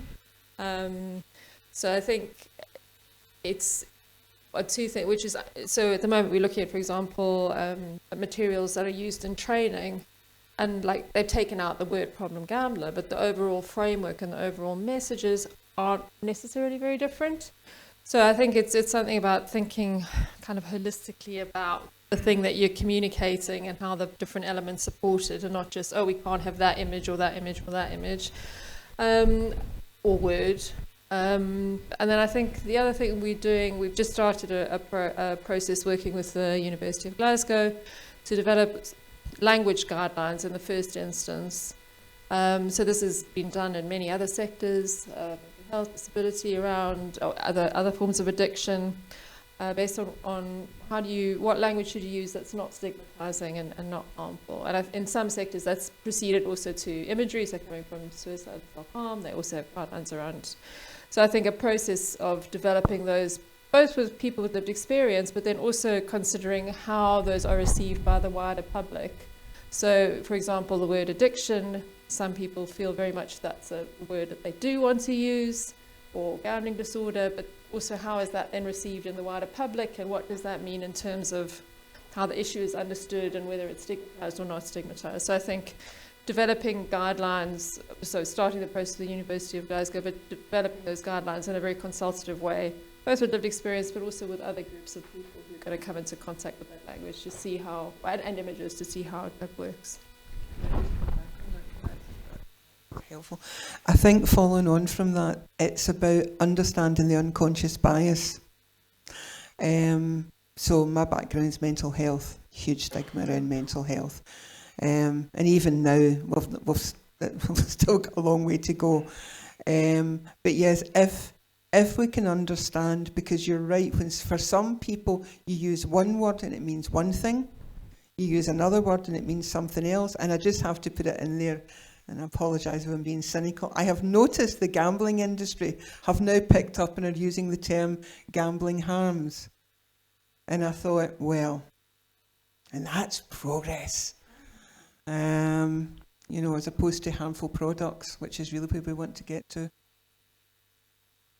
Can I just say one more thing that follows on from what Claire was saying? It was something that struck me from the first panel, was that something we've struggled with when it comes to children and young people is that often the kinds of stories or the kinds of messages that will work or maybe would connect and people could identify with as adults are quite different than those that'll connect with children and young people, particularly when it comes to the impacts of experiencing gambling disorder. It looks different for children and young people. So in terms of, for example, like the packaging comparison, it would need to be different depending on, like, say, loot boxes. If you're picturing it being younger people consuming them, the kind of worst case scenario that a young person is going to recognize and think that could happen to me is going to look quite different to the worst case scenario for an adult. So if it's something like relationship breakdown or losing your job or going bankrupt, those are things that we've heard from young people just feel it doesn't apply to them. That's not something that is on their kind of radar. Whereas something around impact on their education or their pocket money or the relationships they've got with like friends or a significant other, those are things that are a bit closer to home that they might be able to kind of recognize and see and see themselves in that a bit more. So I think, I suppose it's strayed a bit from the imagery question, but it relates to kind of the stories and who's going to be the one that you're actually aiming at. I was going to ask if the audience had any questions, so it's perfect timing. Just on that, I agree with you in terms of mic again. Push and hold it. Oh, is it a different one? 1 2 1 2. Yeah, hi. Yeah, just on that, was just going to say that you're right what you were saying in terms of it's different for a child in terms of an adult and a child and that kind of delivery and the imagery and certain things you might say. But also, I had an example of this where we delivered to a sixth form school, and at the end we said we'll hang around and have a chat if anyone wants to have a chat, etc. And the sixth form student came up to me and said, "Oh, we're so pleased that you came in today." And I said, "Why is that?" And he goes, "Because my parents are split up, they got divorced because of my dad's gambling." So some of the stuff they will relate to within the home. Does that make sense? Yeah. So I just want to... Yeah, absolutely. And as affected others, there's a whole host of things. But in terms of like, if we're thinking of on gambling products, so we're thinking of kind of people who are potentially just about to use something. So we're not looking to kind of connect it to other people in their lives who might be experiencing something, but you specifically right now, you are at risk of X. Well, yeah. I think the messaging needs to be. Yeah. I mean, don't get me wrong. I don't know what it needs to be, but it's interesting when you mentioned earlier because you seem reluctant to talk about, imagery, whether it's right, certain images being shown, within schools, etc. And I just want to point this out to you because we've delivered to 45 schools now, and every single school we've not come back with anything about, oh, that's too sensitive, you shouldn't be talking, that image about suicide, etc. But we've delivered it as real as we can because we have to show it as real because it's what's happening today, and they get that, to be fair. Shut up now. So it's been something we've struggled with, to be honest, because I think when I first joined the project, it was something that we used more. I mean, so for example, if we were going to deliver something on gambling advertising, we might show a gambling ad to kind of dissect it and say, look at this bit on the free bet, so notice this thing over here. But that was flagged by, and a range of other kind of imagery was flagged by lived experience partners that we work with, because when it comes down to it, we're engaging with potentially quite young children and young people. And there was concern, especially so potentially around things like activities that young people might be engaging in. You don't want to be introducing something to young people. Now, obviously, gambling advertising is all over the place, so we're not going to be introducing anything that they haven't seen. But if we're getting people to, say, take part in a game that's designed to show them how gambling mechanics work, we need to be so incredibly careful about the outcome of that and the conversations around that. So I suppose the same has been said for us around imagery. So it's been really important for us to make sure that we're not... so say you're working with somebody, or somebody is looking at a new resource you've created, and it shows a form of gambling that they haven't taken part in before. Because as an 11-year-old, say they haven't ever had access to an online casino. They've never used one. We'd want to be really sure that we're not showing them something new. That it was like, oh, I didn't realize they had games like that. I really like the look of that game. So I suppose it's that kind of balance between being real with children and young people, but also not putting them at further risk of harm. And as I say, I'm not sure we've got the balance right, but we always try and keep calibrating on the basis of feedback from both children and young people and people with lived experience. I think we have a question over there. Hello, is that working? Hello. Hi. It was more really on stigma, the question I wanted to ask, because I'm pretty sure at the moment addiction isn't recognised legally as a sort of on the Disability Act in the way that other health conditions are. And although it's stated that it's a health problem, legally it's not treated as a health problem. Do you think that then has an impact on the way that stigma is allowed, continues, because it can have an impact on the way that people who then become addicted to gambling are treated, but then also it then allows these gambling organisations to come in the way that they do? Surely to bombard people online has got to be a sort of breach of their human rights, or do you think it would, if that legislation was to change, do you think that would make a difference? Definitely. I think one of the challenges people have as well is that if someone has a drug or alcohol problem and they get into trouble with the criminal justice system, they can call for all sorts of psychiatric and court and social work reports. That's something that somebody with a gambling addiction really has to fight really hard for. So that's taken into consideration. Because I think you're right, while it's seen as, well, that's the person can't control their behaviour, then it's not recognising, no, that's a harmful product. And in terms of the free giveaways, what I would say is, well, what would happen if there was a tobacco company standing in Buchanan Street? You can tell by the voice I come to Glasgow. Standing in Buchanan Street going, here, have a packet of fags. There you go. No, have two. You stop smoking. You really sure you want to stop smoking? Lovely new brand we've got here. Oh, and if you have a real problem with it, don't worry. We've got a cancer ward that we've sponsored. And I think that's a challenge as well. It's a challenge for charities funded by the gambling industry.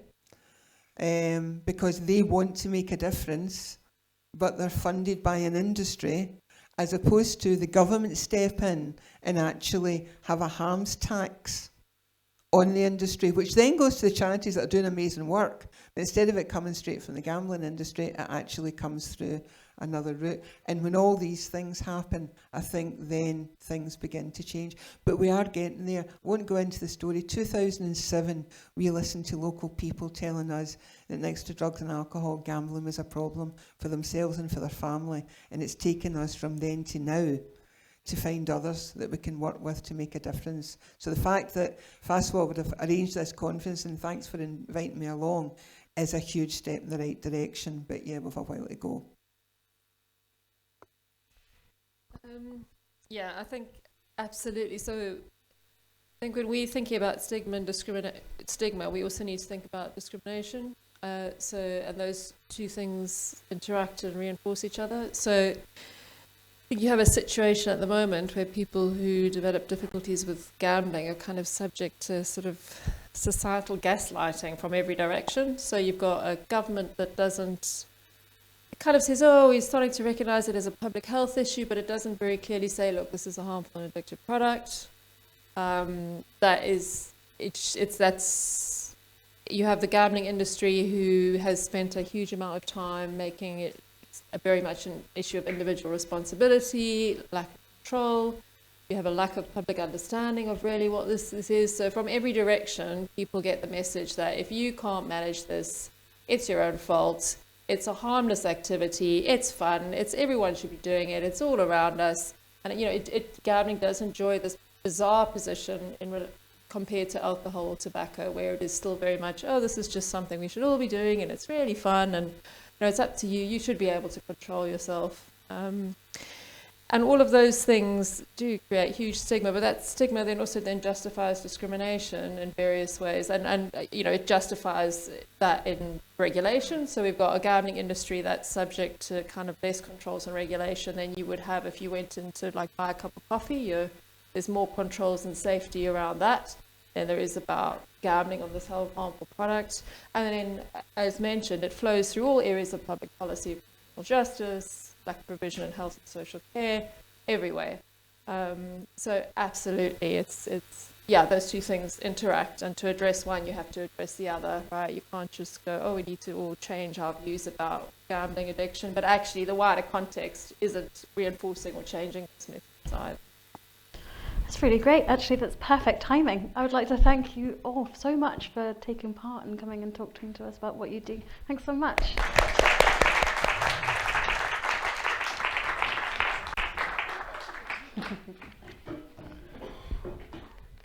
So next up to finish, we've just got a little word from our funders, Gamble Aware, and then we're going to have a closing statement from Ali. Hello, my name is Ruth Champion and I'm the Prevention Director at Gamble Aware, and I've been asked to say a few words today. I'm so sorry that I'm unable to be there in person, and really hope that you've enjoyed your day so far.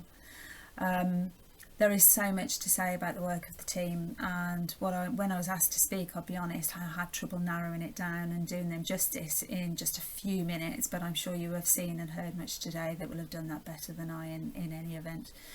Gamble Aware have been working with Fast Forward since 2015.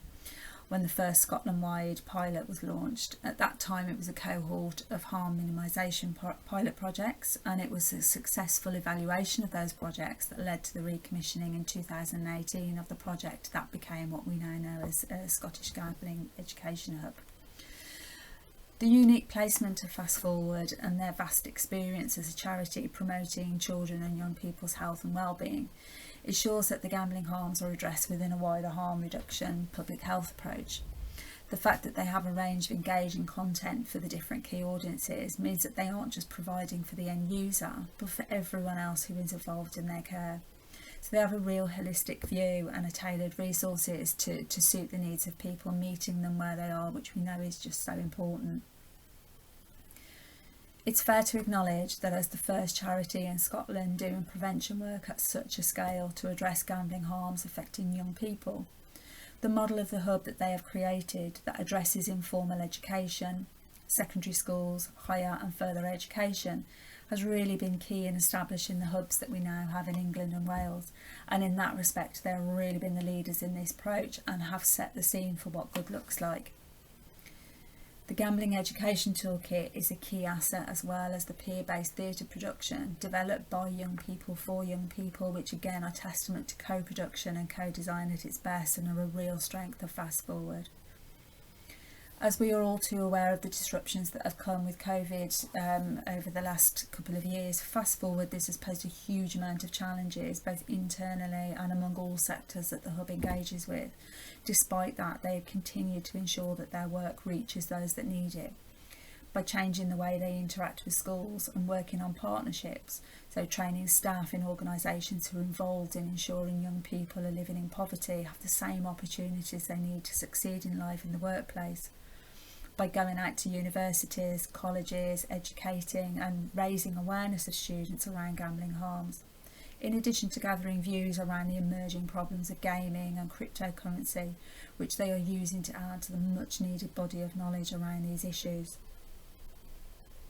At Gamble Aware, we know that whilst there has been much improvement in reach and scale of prevention and early intervention work in Scotland, we're still really just scratching the surface. As such, we look forward to our continuing journey with Fast Forward in the knowledge that they have much more to contribute and can help us considerably with the knowledge and experience that they have to not only understand the needs of children and young people in Scotland in relation to gambling harms, but more importantly how to apply that and address them.